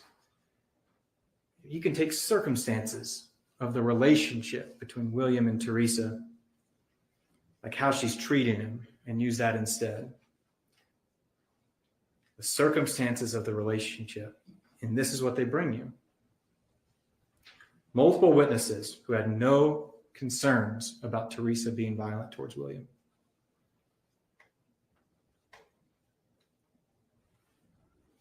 This is what the state wants you to base your whole verdict on. And this is enough? What the Charlotte witnesses said? No way. We then heard from some witnesses from DeKalb County. First, we heard from Marie Dial. She was the day shift manager at Pleasers when it was open. The only thing they proved with Marie Dial is that Teresa at some point worked there. And we know that she worked there for a very short amount of time. None of the girls even knew her. She doesn't know when. We do know that she has to have a license to work there. We know that she got a license in Georgia on June 23rd of 1999. Now, stepping aside here, the state says that this demonstrates her disconnect, that she got a license on her son's birthday. If that's their argument, this represents the desperation of the state. If that's evidence of murder and that's what they've got, there is nothing. We know she got her license on June 23rd of 1999. This is multiple months after we know William's body has been discovered. There's no evidence that she had any license in Georgia before that. Officer McClendon told you that. There's no evidence of her having a license in North Carolina. We know she didn't drive. Again, this is easy evidence for them to get. If we can get people from the 90s, the manager at the strip club, we can't call the North Carolina DMV. It's because she didn't have a license. So she had no ability to work at Pleasers before June of 1999. The state wants this to be the smoking gun of this case. How can she have worked as a dancer at Pleasers if children are allowed? She must have drugged him in the woods, because we know that she was working as a dancer. There's no evidence that she danced while William was alive. I'm going to repeat that again. There is no evidence that she danced while William was alive. In fact, there's evidence to suggest it wasn't possible for her to dance while William was alive. Next, we heard from Gary Harris. He's the man who lived across the cemetery. He said at some point he saw a car and two people got in. That's it. Also, I think the state might have been surprised when he pointed on the map where it was, because it was well away from where William's body was found. He doesn't know who these people are. He doesn't know if they're men or women or race or what they look like or what the car looks like. He saw two people get in a car in the middle of the night and drive away. That's it. Maybe those people were dumping the couch that we saw in those pictures. Maybe they're throwing something else out. Maybe they're meeting up and doing drugs or something else illicit. I don't know. It doesn't matter. This is a trial for evidence and proof. And we have a man that said in 1999, I saw two people get into a car. That is it. We know that the police and medical examiner at the time were desperate for leads. They didn't have any. And Mr. Harris said that he called it in. So police obviously investigated Mr. Harris's lead. They obviously looked into this, and it went nowhere. This has nothing to do with this case. We heard from Ryan Van Sickle from MARTA. Again, I don't know why we heard from him, to be honest. I think the state may be showing you that look how long it takes to get from the women's shelter to Pleasers to Clifton Church Road. But forgot we don't have any evidence that she was, one, doing anything with the day shelter, the women's day shelter at that location while she was working at Pleasers. We have no evidence that that was while William was alive. And we have no evidence that she was going from Clifton Church Road to Pleasers or the day shelter. Those are 3 points on a map that could be from a year's span, and they want to show you she couldn't even get there all in one day. No one said she did, except them. No one said she was working at Pleasers when William passed away. In fact, there's evidence to suggest that's not how it happened.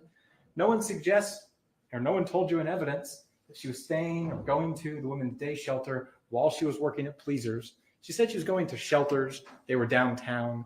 We don't know where she went. We heard from Bessie Brown, a woman from Clifton Methodist. She says that she was never aware of homeless people living in those woods. I don't know why we heard from her.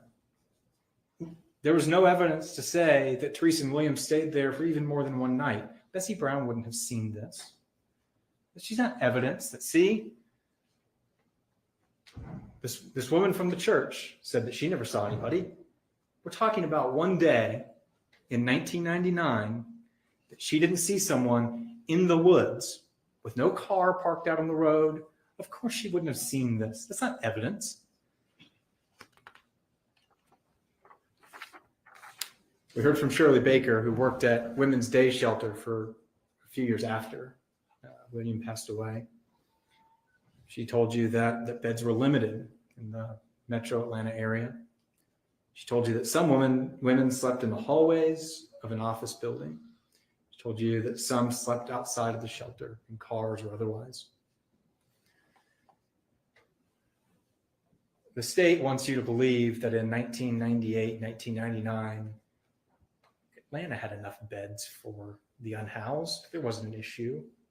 We all, as citizens of DeKalb County, know that it's certainly an issue even today. Everyone has their experience in life with this. We're talking about 1999. And Ms. Baker told you that beds were limited.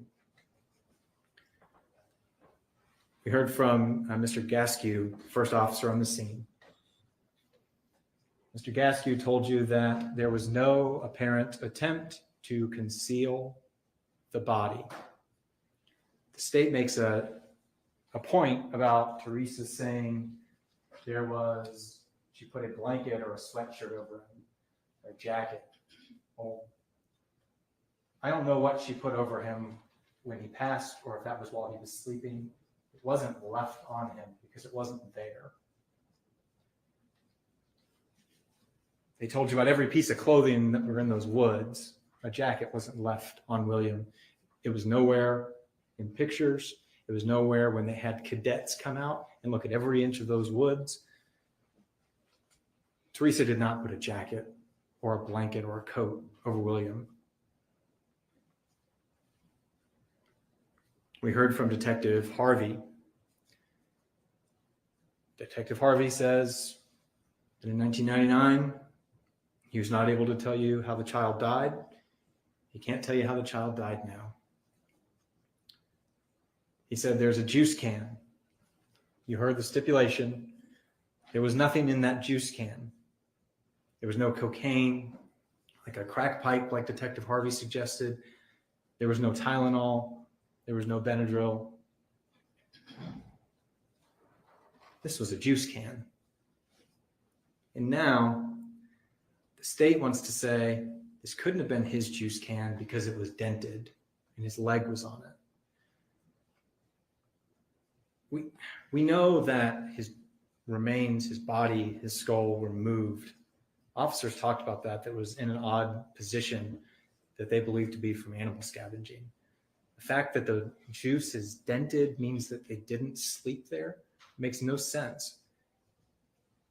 And if this is his juice, it shows that they did sleep there. You don't go to dump a body and bring a can of juice with you and dump that as well. That doesn't make any sense. Again, Detective Harvey told you that there was no apparent attempt to conceal the body. William's body was not partially buried. William's body was certainly not burned. There was nothing laid over him, branches, leaves, pine straw, nothing. It was sitting on top of the pine straw. Woody Hall, the medical examiner investigator, told you as well, no attempt to conceal the body. Mr. Hall was the first person that really started talking about animal scavenging to us.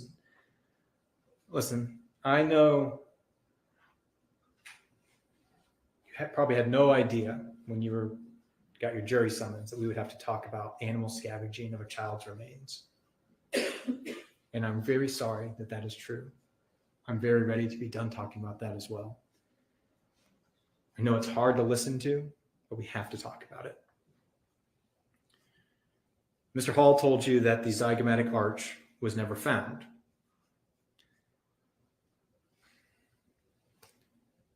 This is because it was taken by an animal. They sifted through soil all around the body. Mr. Hall said they would go down 18 to 24 inches through the ground. They were able to find teeth. They were able to find finger bones, tiny bones, because they sifted and looked.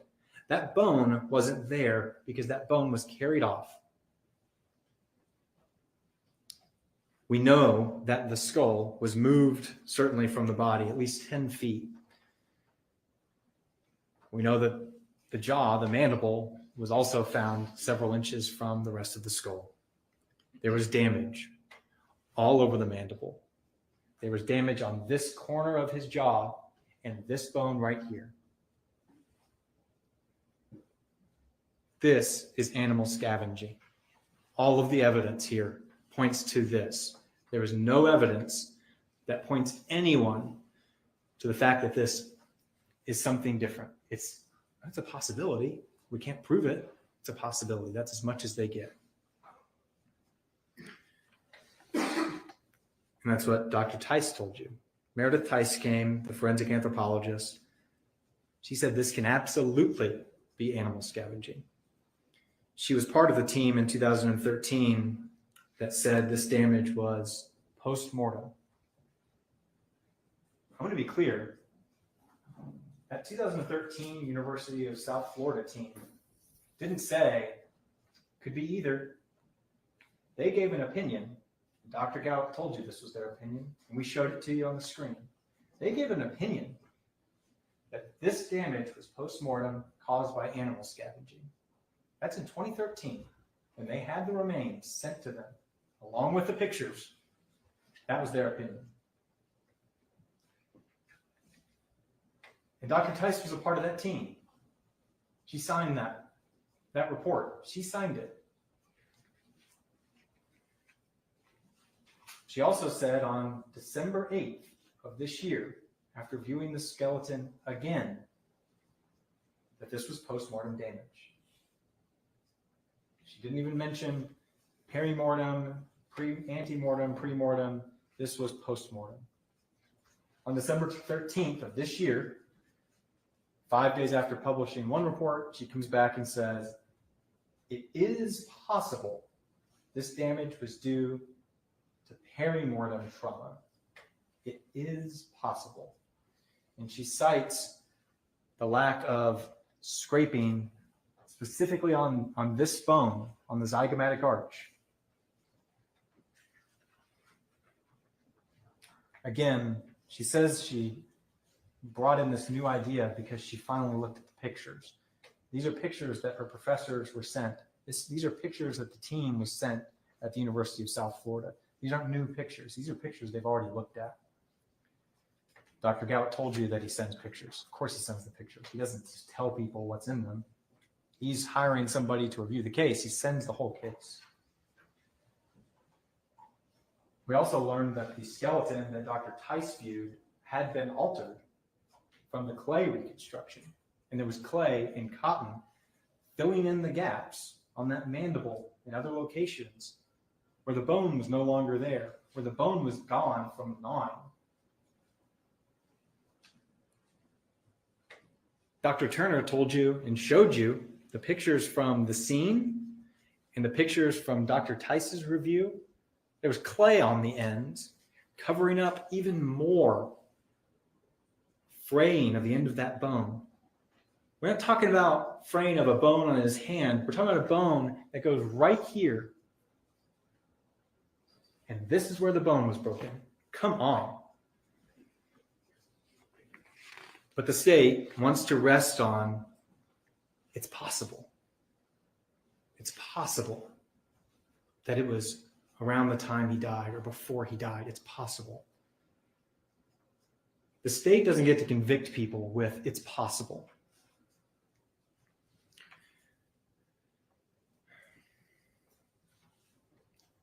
It's a little bit of inside baseball, but in the criminal law world, it's possible theories are used by defense attorneys who don't have a very good case. Because normally in a normal trial, evidence is presented to support a theory of guilt. And what defense attorneys do is they say, I need to come up with, in this evidence, an alternative. So they come up here and with every witness, they say, but you can't say that it's not possible. And of course, because our world is messy and things aren't certain, witnesses say, well, yeah, Yeah, it's possible. And they come up here in closing arguments and they say they didn't prove it beyond a reasonable doubt because this is possible. The state doesn't get to convict people with it's possible. That's because the burden is on the state. I think it can probably be very easy sitting through a week of trial, especially if this is a first one, if you don't have experience with this, to imagine that these two tables are the same.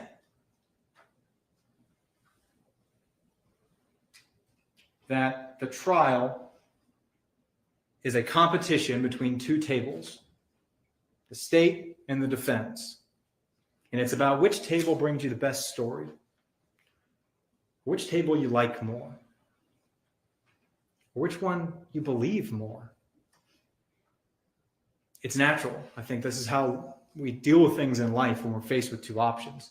We watch a football game and it starts 0-0, and the two teams see who can score the most points. This trial is not about who scores the most points.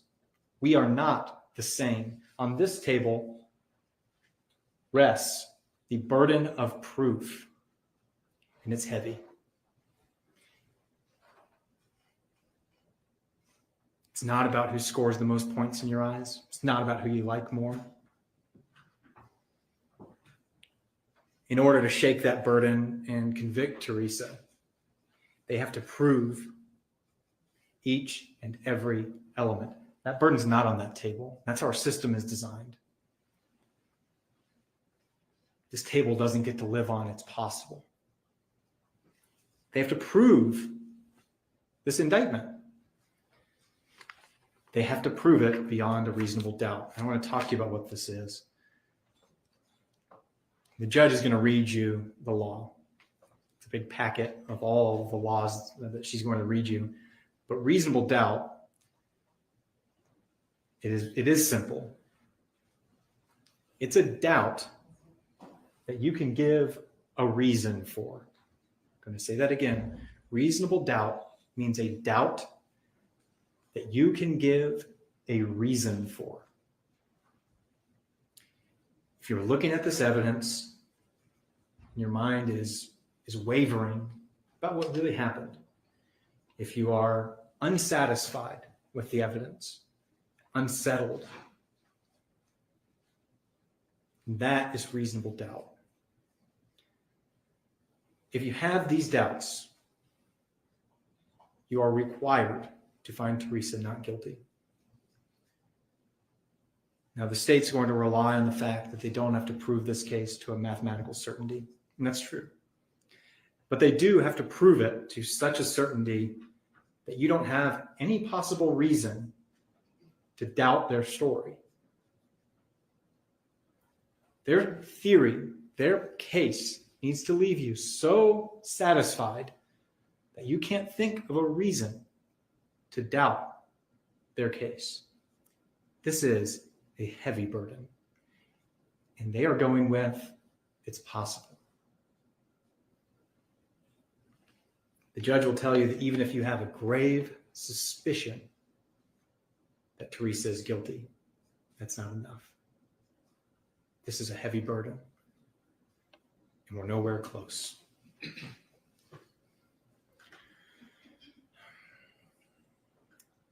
Teresa told you what happened. In her statement, she said, "I know I shouldn't have left, but I didn't hurt him." That morning, Teresa woke up to every parent's worst nightmare. The person Teresa was the night she went to sleep is not the same person she was when she woke up that morning. She is a person who has lost a child. The agony she felt paralyzed her. She stayed with him all day, praying for a miracle that he would wake up, but knowing that he was gone. Eventually, she began to walk, and it was the only thing she could bring herself to do.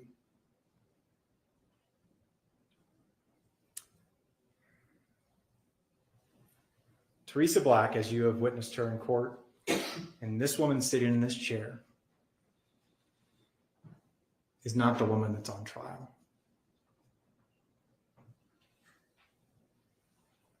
The person on trial is a 21-year-old single mother. She found herself alone in Charlotte. Her father had moved away. Her mother had passed away. She wanted a change. She wanted a different life. So she moved to Georgia with her son. Things didn't work out like she thought they would. She ran out of money quickly. She was scrambling to keep her son safe. She didn't want to sleep in the city streets with him. She couldn't keep him safe around other people. So she took the bus to a safer location. They were eating out of dumpsters. And she gave him some medicine, over-the-counter medicine, because he didn't feel good. She didn't know what was happening to him any more than any of the doctors who testified in this trial know what happened. One morning, he doesn't wake up. She sits with him all day. By the time she starts walking, in her mind, it's already too late. She's afraid, well, people will think that she killed him. She's afraid people will think that she hurt him, and she knows she didn't. As days go by, she starts to get stuck. Now, no one will believe her. Everyone will assume the worst. This 21-year-old makes a terrible decision. It starts to snowball.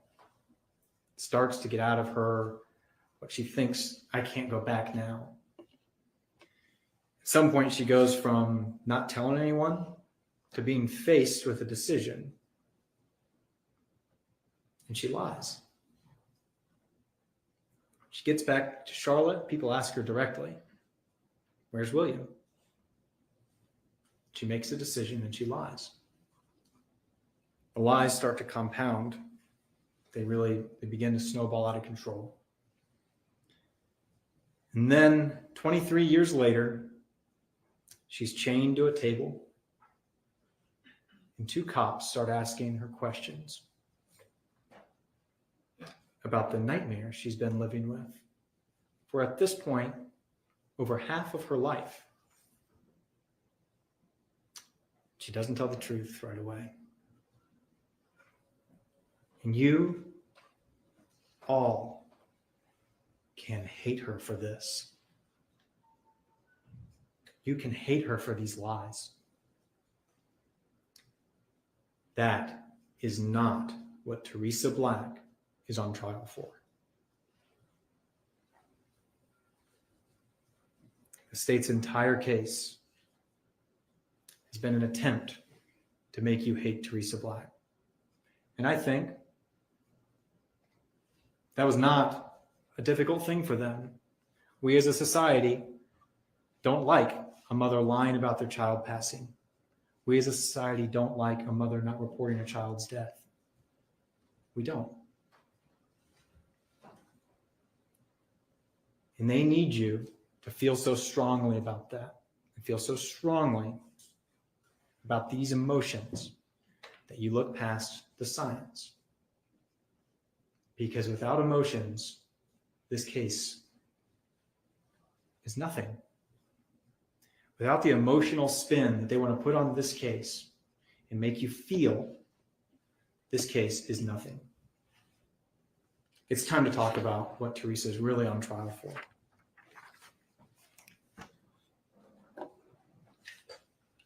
Teresa is being charged with 6 counts.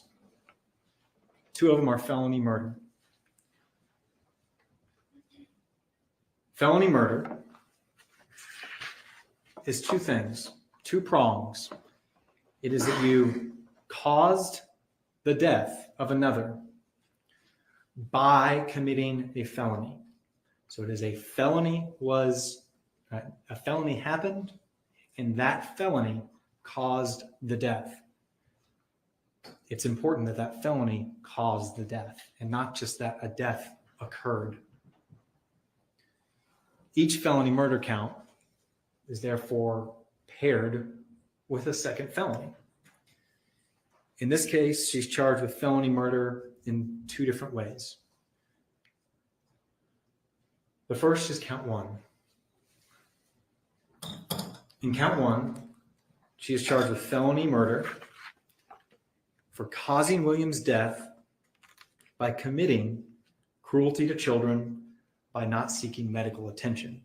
So in count 1, she's charged with causing his death by committing count 2, that cruelty to children.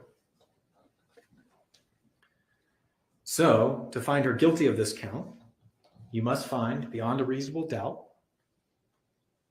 that she committed cruelty to children by not seeking medical care, count 2, and that this act is what caused William's death.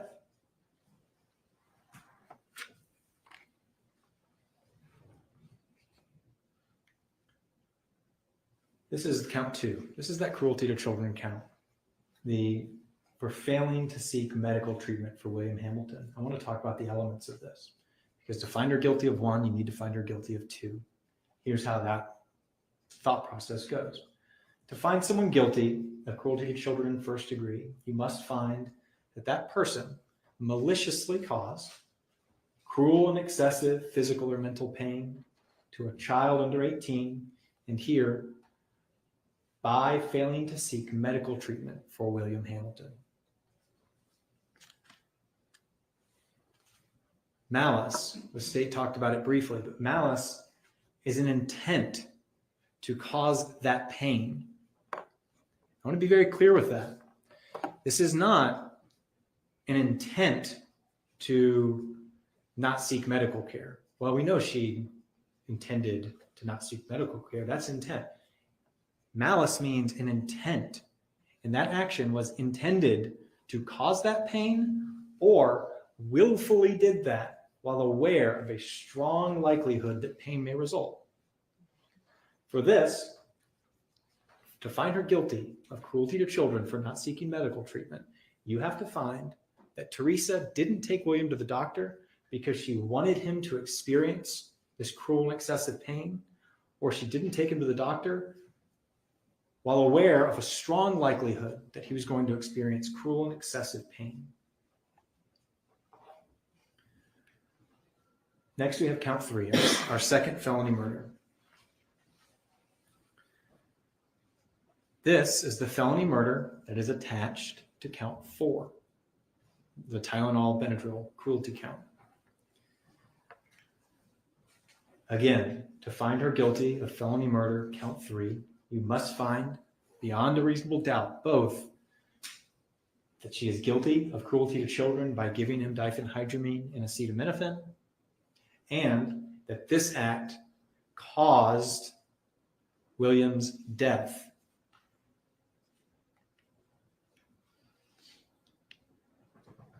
This is the cruelty for the acetaminophen and diphenhydramine. Again, maliciously caused. So you must believe that Teresa Black, and you must believe the state proved it beyond a reasonable doubt, that Teresa Black gave William acetaminophen and diphenhydramine maliciously with the intent that he experience severe pain or injury, or did it aware that there was a significant likelihood that he would experience a severe pain or injury.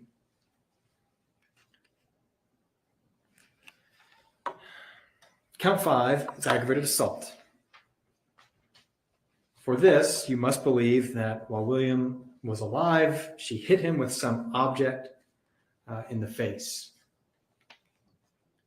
The language here is that she caused serious bodily injury by striking said victim in the head.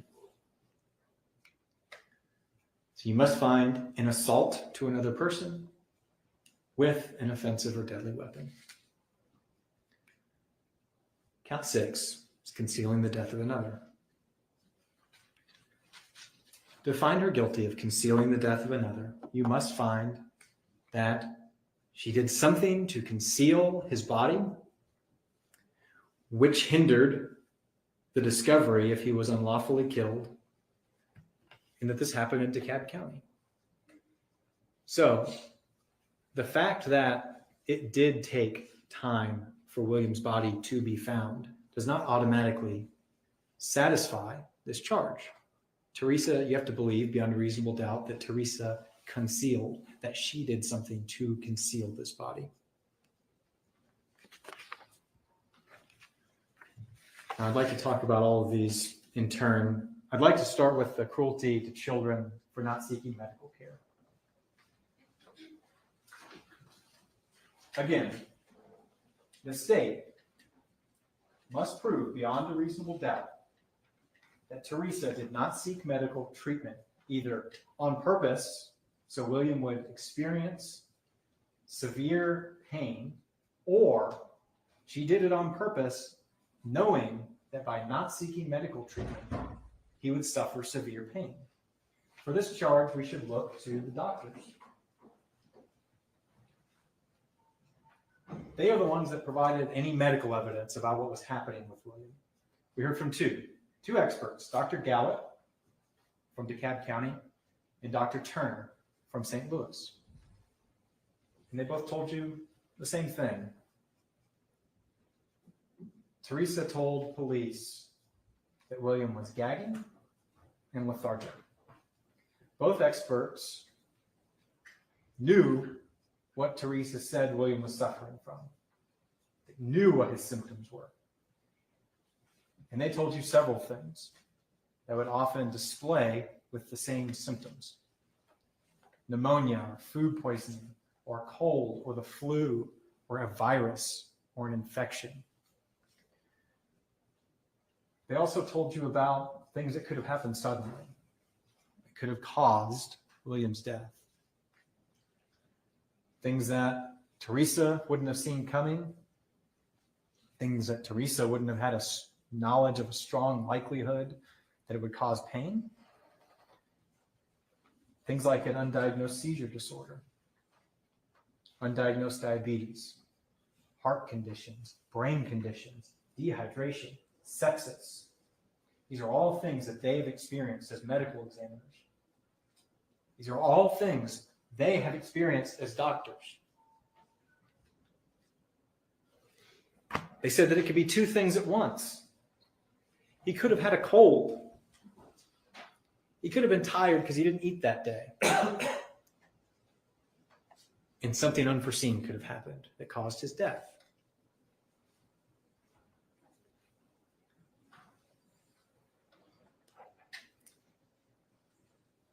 The doctors do not know what happened to William. Dr. Gowett told you that he had over 40 doctors look over this case.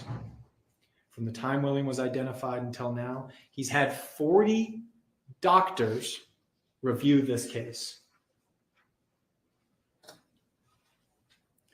They don't know what happened either. How is it fair for the state to expect you to know what happened? Both of these felony murders require causation. You committed this specific felony which caused the death. I want to ask again, how is the state expecting you to know what caused William's death when 42 doctors that we know of don't?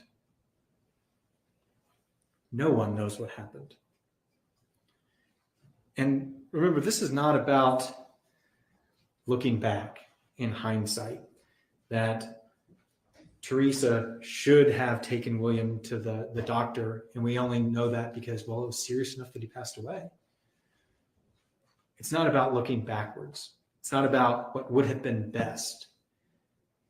The state has to prove Teresa didn't take him to the doctor in order to cause him pain intentionally, or that she refused to take him to the doctor while being aware of a strong likelihood that severe pain would happen. That's cruelty.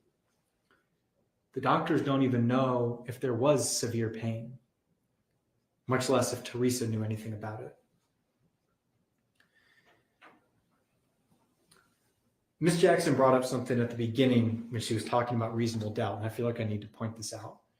She said, is it reasonable for a parent to not take their kid to the doctor? I don't know if it was as an illustration of reasonable doubt or what, but the standard here is not, we find Teresa guilty because a reasonable parent would have taken her to the doctor. That's not the standard here. It's, did she do it with malice? That's the standard.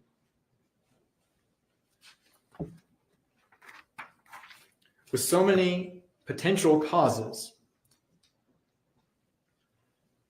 that could happen like that and cause a child to pass away, a parent has no idea their child is in any danger of receiving any significant pain. They would have no idea they needed medical care. Let's look at what Teresa saw. Her recounting of William's symptoms is the only recounting we have. It's one of those times that the state discounts Teresa's statement until she says something they want or need, and then they believe that part. The only thing we have about William's symptoms are what Teresa told us. We have nausea, causing him to experience some sort of gagging, and we have acting lethargic. Now, Ms. Jackson stretched that out a little bit, saying there were 7 symptoms that he could no longer walk or talk. She didn't say he lost the ability to walk or lost the ability to talk. It's that he didn't want to get up. He didn't want to talk. He was lethargic. He was tired. This is every virus a kid gets. 6-year-olds get sick all the time. And this is what it looks like. Gagging and feeling lethargic is what we have. Dr. Goward agrees with that. This could have been a cold. This could have been a virus that didn't kill him.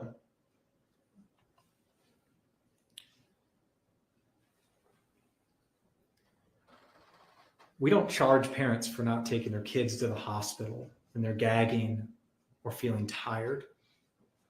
That's ridiculous. And that's what we have here. We have the state looking in hindsight. Well, this child died. It doesn't matter.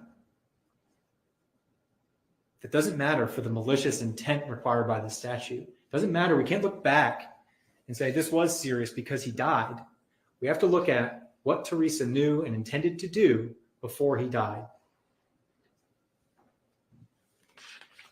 Counts 3 and 4, cruelty for the acetaminophen and diphenhydramine.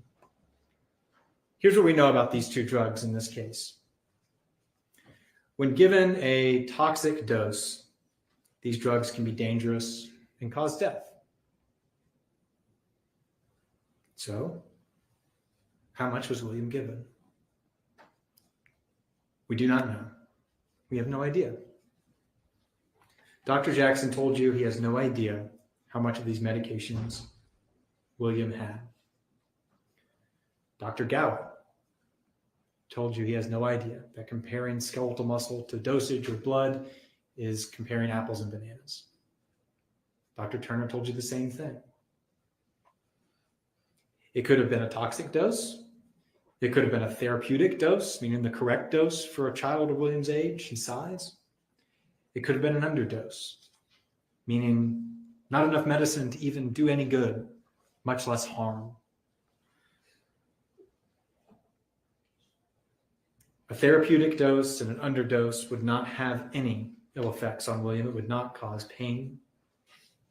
It would not cause toxicity unless, like Dr. Gonzalez told you, William had a genetic liver disorder where a therapeutic dose could have been deadly. And if that's true, Teresa's still not guilty because there's no strong likelihood that giving an appropriate dose of Tylenol is going to cause severe pain.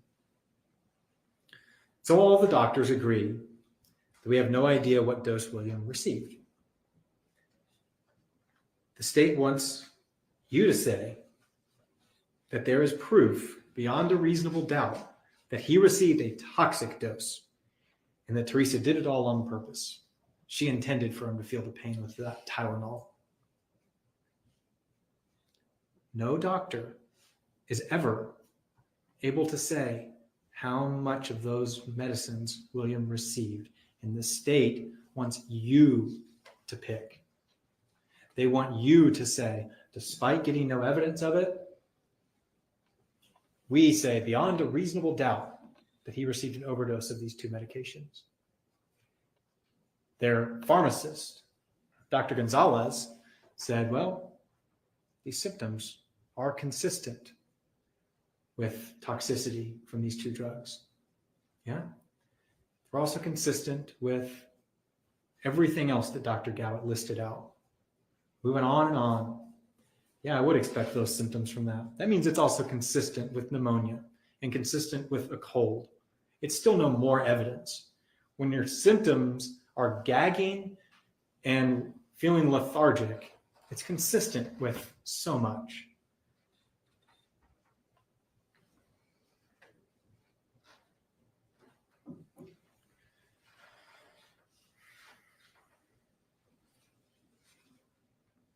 No evidence here points in any direction of the dosage that William received.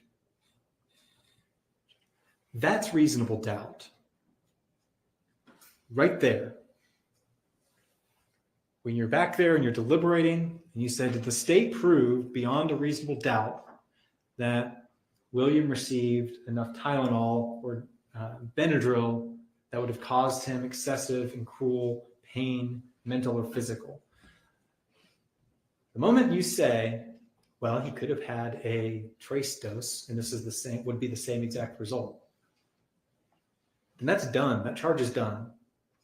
That's reasonable doubt. And you're not making that up. I'm not sitting up here saying it's a possibility, though. I'm saying the doctor sat right here and said, I can't tell you which one it was. That's reasonable doubt. We have a trace, a therapeutic, and a toxic. We have no evidence to suggest which one's which. We have no evidence to suggest this is what caused William to die because his symptoms are consistent with so many different things. That's reasonable doubt.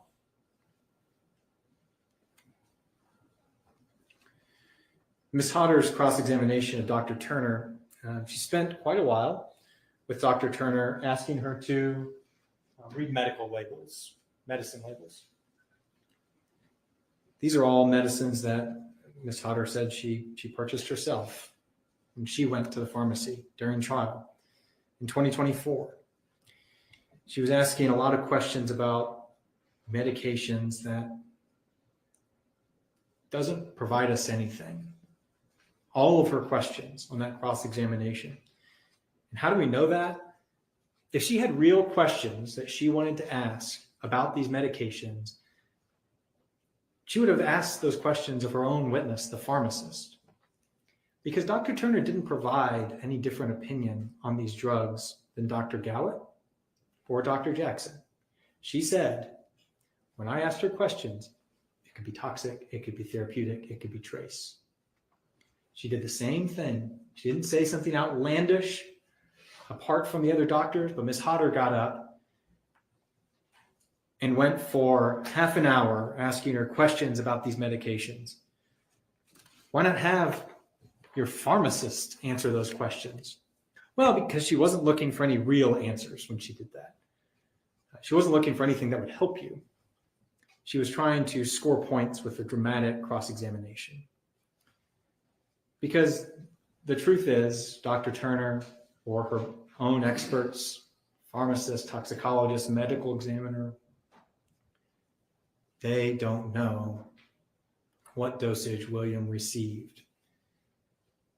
Also, she didn't ask any questions about what was available in 1999.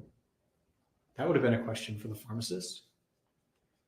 What drugs were available on the shelf in 1999? Her own expert that she flew in from California to come talk to you about drugs. He's been doing this since 1980. We don't know what the dosages were then. Not that they matter, because we don't know what he received. We don't know what the labels said. We don't know what section of the pharmacy they were in. We don't know if there was children's medicine that had both. We don't know if it was a lozenge or anything. They didn't ask those questions because they didn't want real answers. They wanted drama.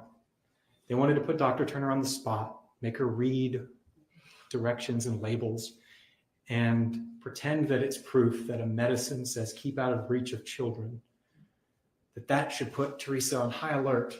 Every medicine says that. This was all smoke and mirrors. And it's another example of the state not giving you any evidence, because there isn't any. It's not that they would choose to not give you evidence. It's not that they would choose to instead have to have a dramatic cross-examination. It's because that evidence doesn't exist to convict Teresa. Before we move on from these 4 counts, the murder and the cruelties, I'd like to remind you of what Dr. Gowett said in his testimony. It is the last thing I asked him. No evidence to call this a homicide in 1999. No cause of death. No evidence to call it one now. Dr. Turner said there was no evidence to suggest this was a homicide. There's no evidence that points them in that direction at all.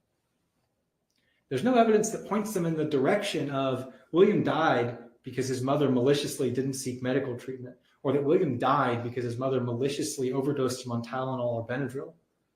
There's not even evidence that pushes them in that direction over other options. That's reasonable doubt. These are experts in their field. Rely on them. And they're not my experts. Dr. Turner was mine. We called her in. We wanted to give you an outside opinion, somebody that didn't work in this case. Dr. Gowett is the medical examiner in DeKalb County, called by the state. And he cannot tell you how this child died. And the state wants you to ignore that and say, yeah, but his mom's rude in Charlotte. So we're going to ignore it. Yeah, his mom didn't give him Halloween candy, or his mom pushed him in the chest twice. So we want you to ignore that anyway. Well, yeah, his mom lied after he was dead. So forget what Dr. Gowett, Dr. Jackson, Dr. Gonzalez, Dr. Turner say. Because she lied about it to police when she was handcuffed to a table. That's the leap they want you to make. Count 5 is aggravated assault, and this is the most ridiculous charge in this indictment. But it illustrates that the district attorney, they're not truth seekers like Investigator McClendon says they are. From the very beginning, there were signs of animal scavenging. That is what the experts believed when they looked at it, and there was no evidence to say it wasn't. Woody Hall was the first to mention it. Skull completely detached and dragged over 10 feet away from the rest of the body. Again, I hate to keep talking about this. I hate to keep having to pretend William is those bones. When he was so much more than just that, but we have to talk about it because the state has indicted her for breaking one of them. William's jaw was also separated from the skull, and it had damage all over it. We talked about the bones that come under your cheekbone when you open your mouth. Those were damaged. The balls of the jaw, those were damaged. The corners of your jaw, those were damaged. The nasals, those were damaged. The zygomatic arch, that was damaged. We're talking both sides of his face. He was missing other bones. He was missing a rib. He was missing fingers. He was missing, I think, a tooth. Why not charge her with injuring those? There's just as much evidence. The only evidence here is that a bone was broken. So why not charge her with hitting him in the ribs too? A rib had come detached. There is no evidence to suggest that Teresa caused this injury by striking William with an offensive object. It's complete speculation. It's complete guess. The only person, again, that said anything different than animal scavenging was Dr. Tice when she said it's possible. It was before he passed. She said that on December 13th of this year. Said because when she viewed the pictures, there was no scraping or furrowing, despite it being everywhere else around that bone. Again, these are the pictures that she viewed, her team viewed in 2013. And she signed her name to it. She still can't say that it's not animal scavenging, just that it's possible that it happened before he died. The only thing they've ever been able to say is that it's possible. And they don't get to use it's possible to convict someone. This charge is ridiculous, but it is important. It's important to illustrate what the DeKalb County District Attorney is willing to do. They will ignore the science, even from their own experts, to get a conviction when they want one.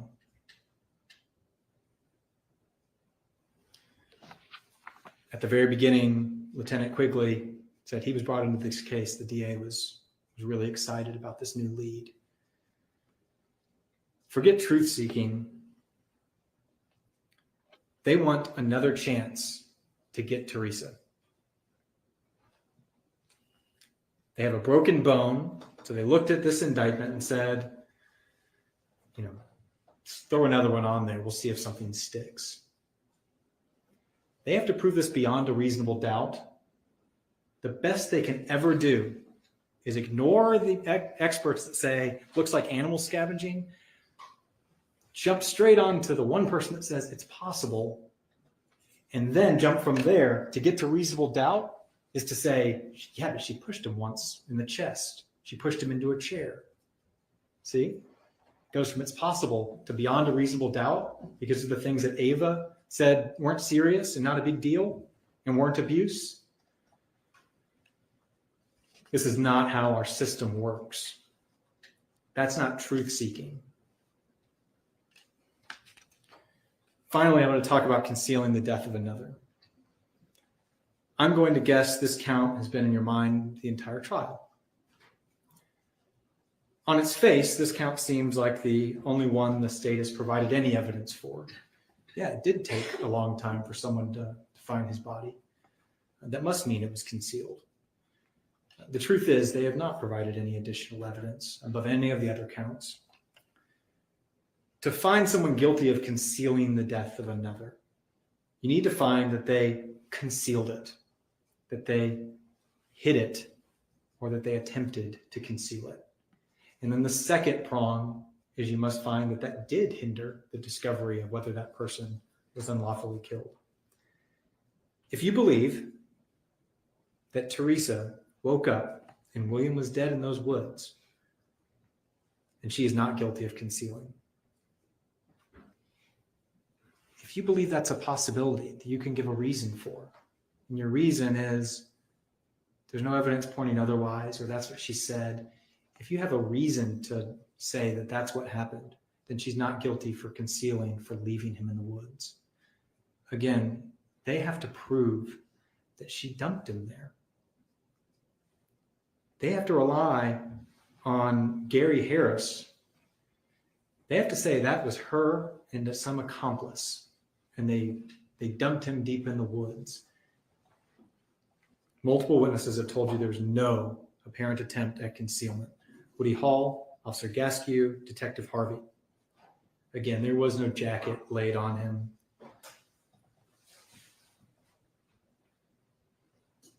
Another way that a person can be found guilty of concealing the death of another is if they lie or mislead about the whereabouts of a person who is deceased. And the problem with the state's case here, they have to prove that deception, just like they have to prove that act of concealment, they have to prove that deception took place in DeKalb County. So the 2 days worth of combined witnesses that told you about Teresa lying about where William was, when Teresa went to that gas station in Charlotte and they said, "Where's William?" and she said, "He's staying with friends or family," that is concealing. And that is concealing in Charlotte, North Carolina. They can charge her there. That's the appropriate place. That's a crime. Happened in Charlotte. Bequeath Black said it happened in Alaska. Fine. Maybe you say it happened in Phoenix when she didn't tell officers right away. Fine. The only time we have Teresa talking about William's location was the phone call with Ava.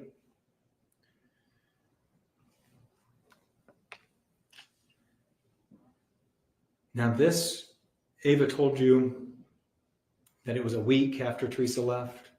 Investigator McClendon told you it was 3 days. So Teresa spoke with her once. For you to find Teresa Black guilty of concealing the death of another for lying about William's whereabouts in that one phone call with Ava, you have to believe beyond a reasonable doubt William was already deceased, and that phone call took place in DeKalb County. Now, the state's evidence is she said she lived in Decatur. Must have been Decatur. Couldn't have been Fulton. She said Decatur.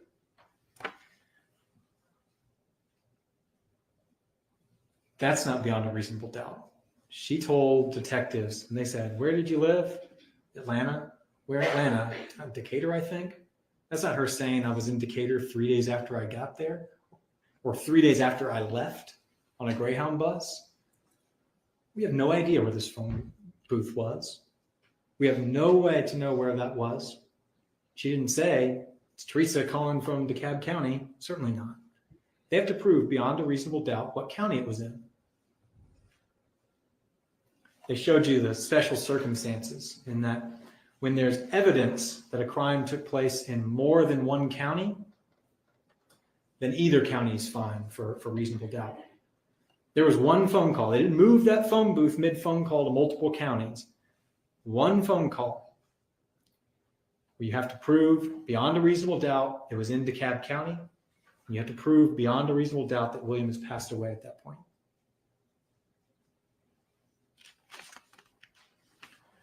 There's a special circumstance on criminal homicide that it's proper where the body was found, and that is for murder charges. That is because for murder, you have to charge the person in the county where the cause of that death happened. If you shoot someone and they get into a car and drive away and they die in a different county, and we don't know where that death happened or that cause of death happened, murder is fine to be where the body lies. That's not for concealing the death of another. There's no special rule here that has to happen in DeKalb County. So we are left with 6 counts, none of which have any evidence that point you beyond a reasonable doubt of anything. In fact, most of them rely on experts saying, "I have no idea."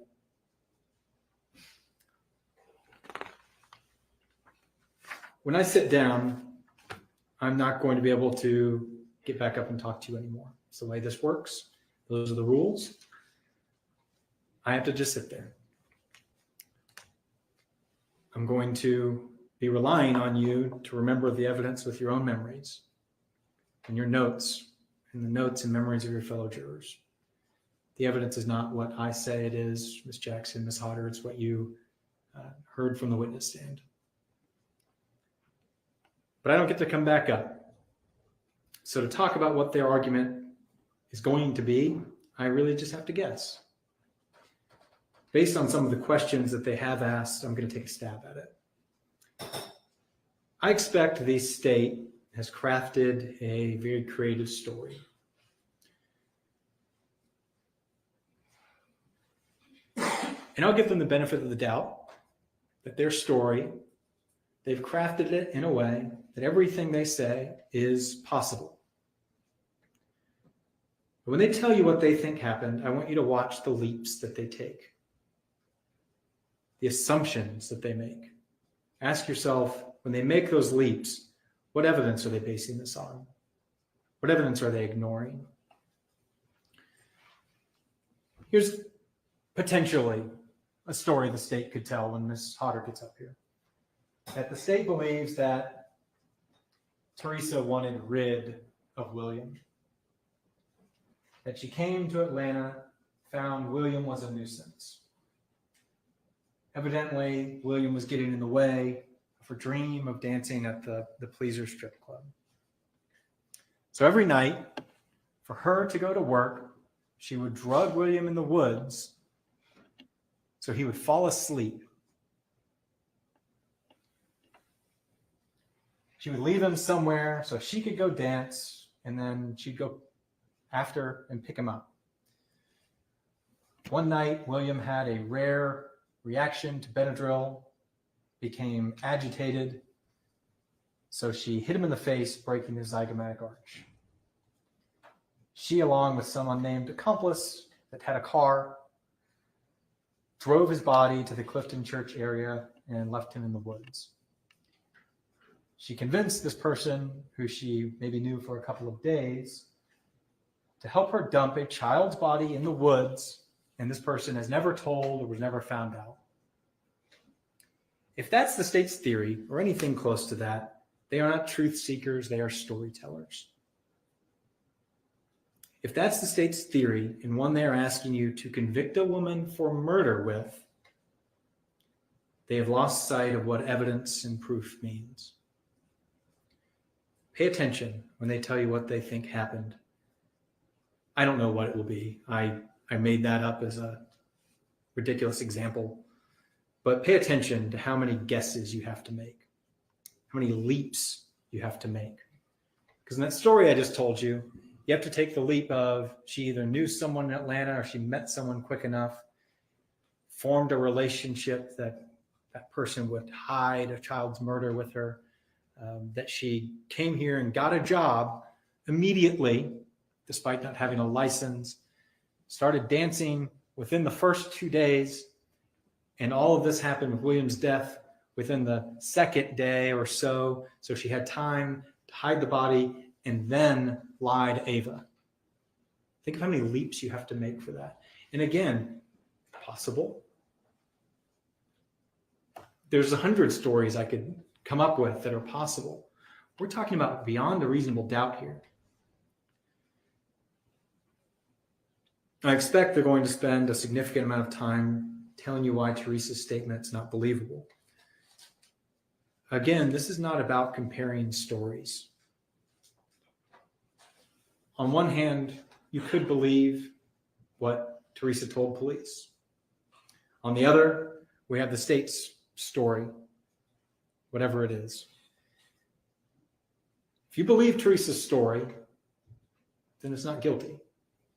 If you believe the state's beyond a reasonable doubt, then it's guilty. In the middle, where we don't know what happened, that's not guilty too. That's not proof beyond a reasonable doubt. If you don't know what happened, your job is done.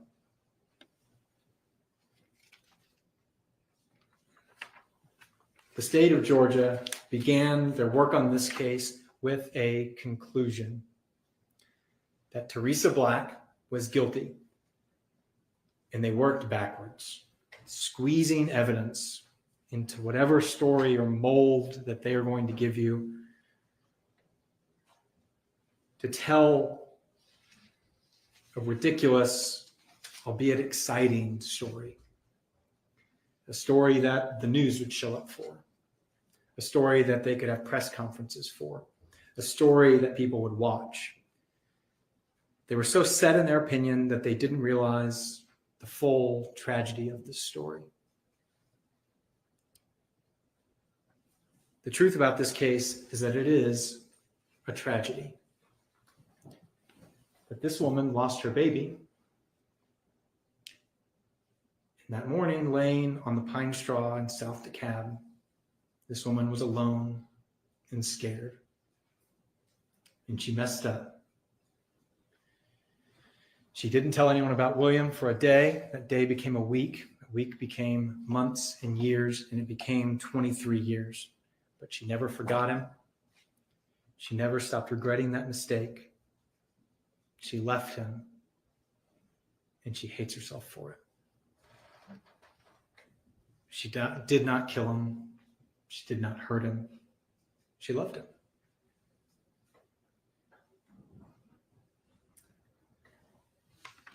I have represented Teresa for a long time now.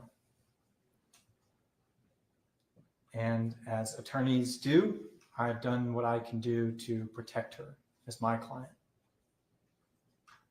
It has been the honor of my career to do that.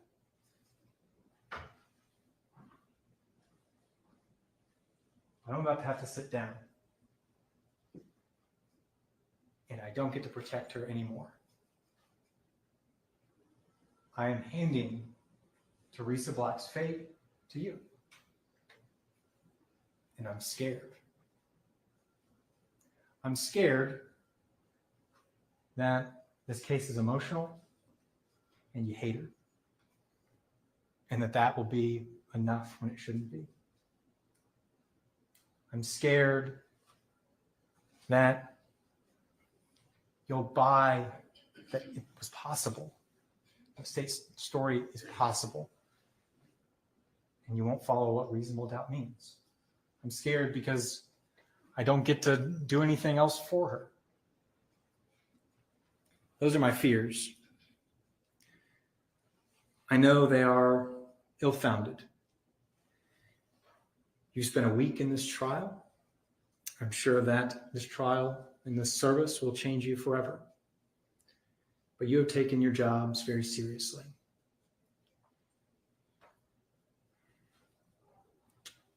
You understand the stakes in the law and the facts. I know you will follow it. I know you will be truth seekers. And I know you will find Teresa Black not guilty of all 6 charges, because that is the truth. Thank you. Thank you.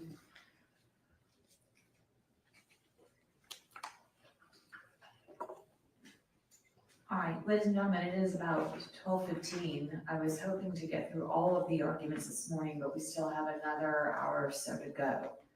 Do y'all want to break for lunch and come back? You want to keep going?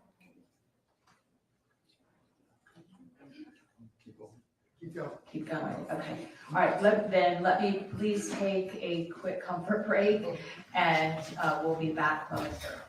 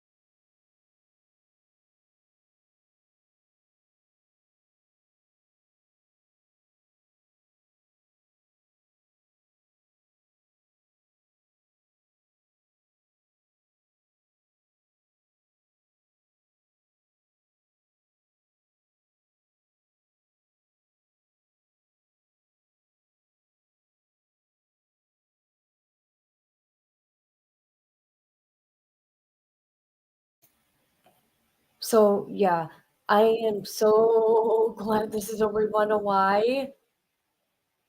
Because I'm pulling my teeth right now.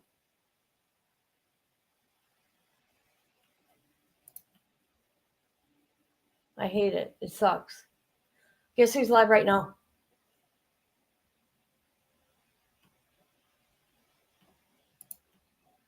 IBL's live.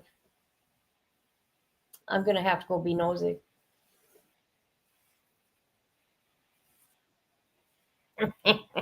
Uh,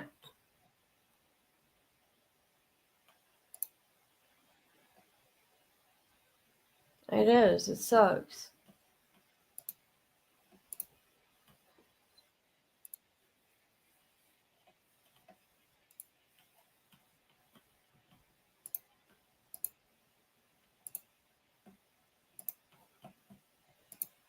What voter? Yeah, because he threw us out.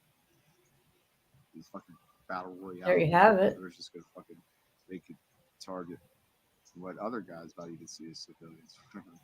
You know, like you. Okay, I'm going to go because I got a headache and those closing arguments sucked. Those attorneys were so boring. Flat tone. Flat tone. I'm not going into the chat. Nope, nope, nope. Those evil trolls are in there.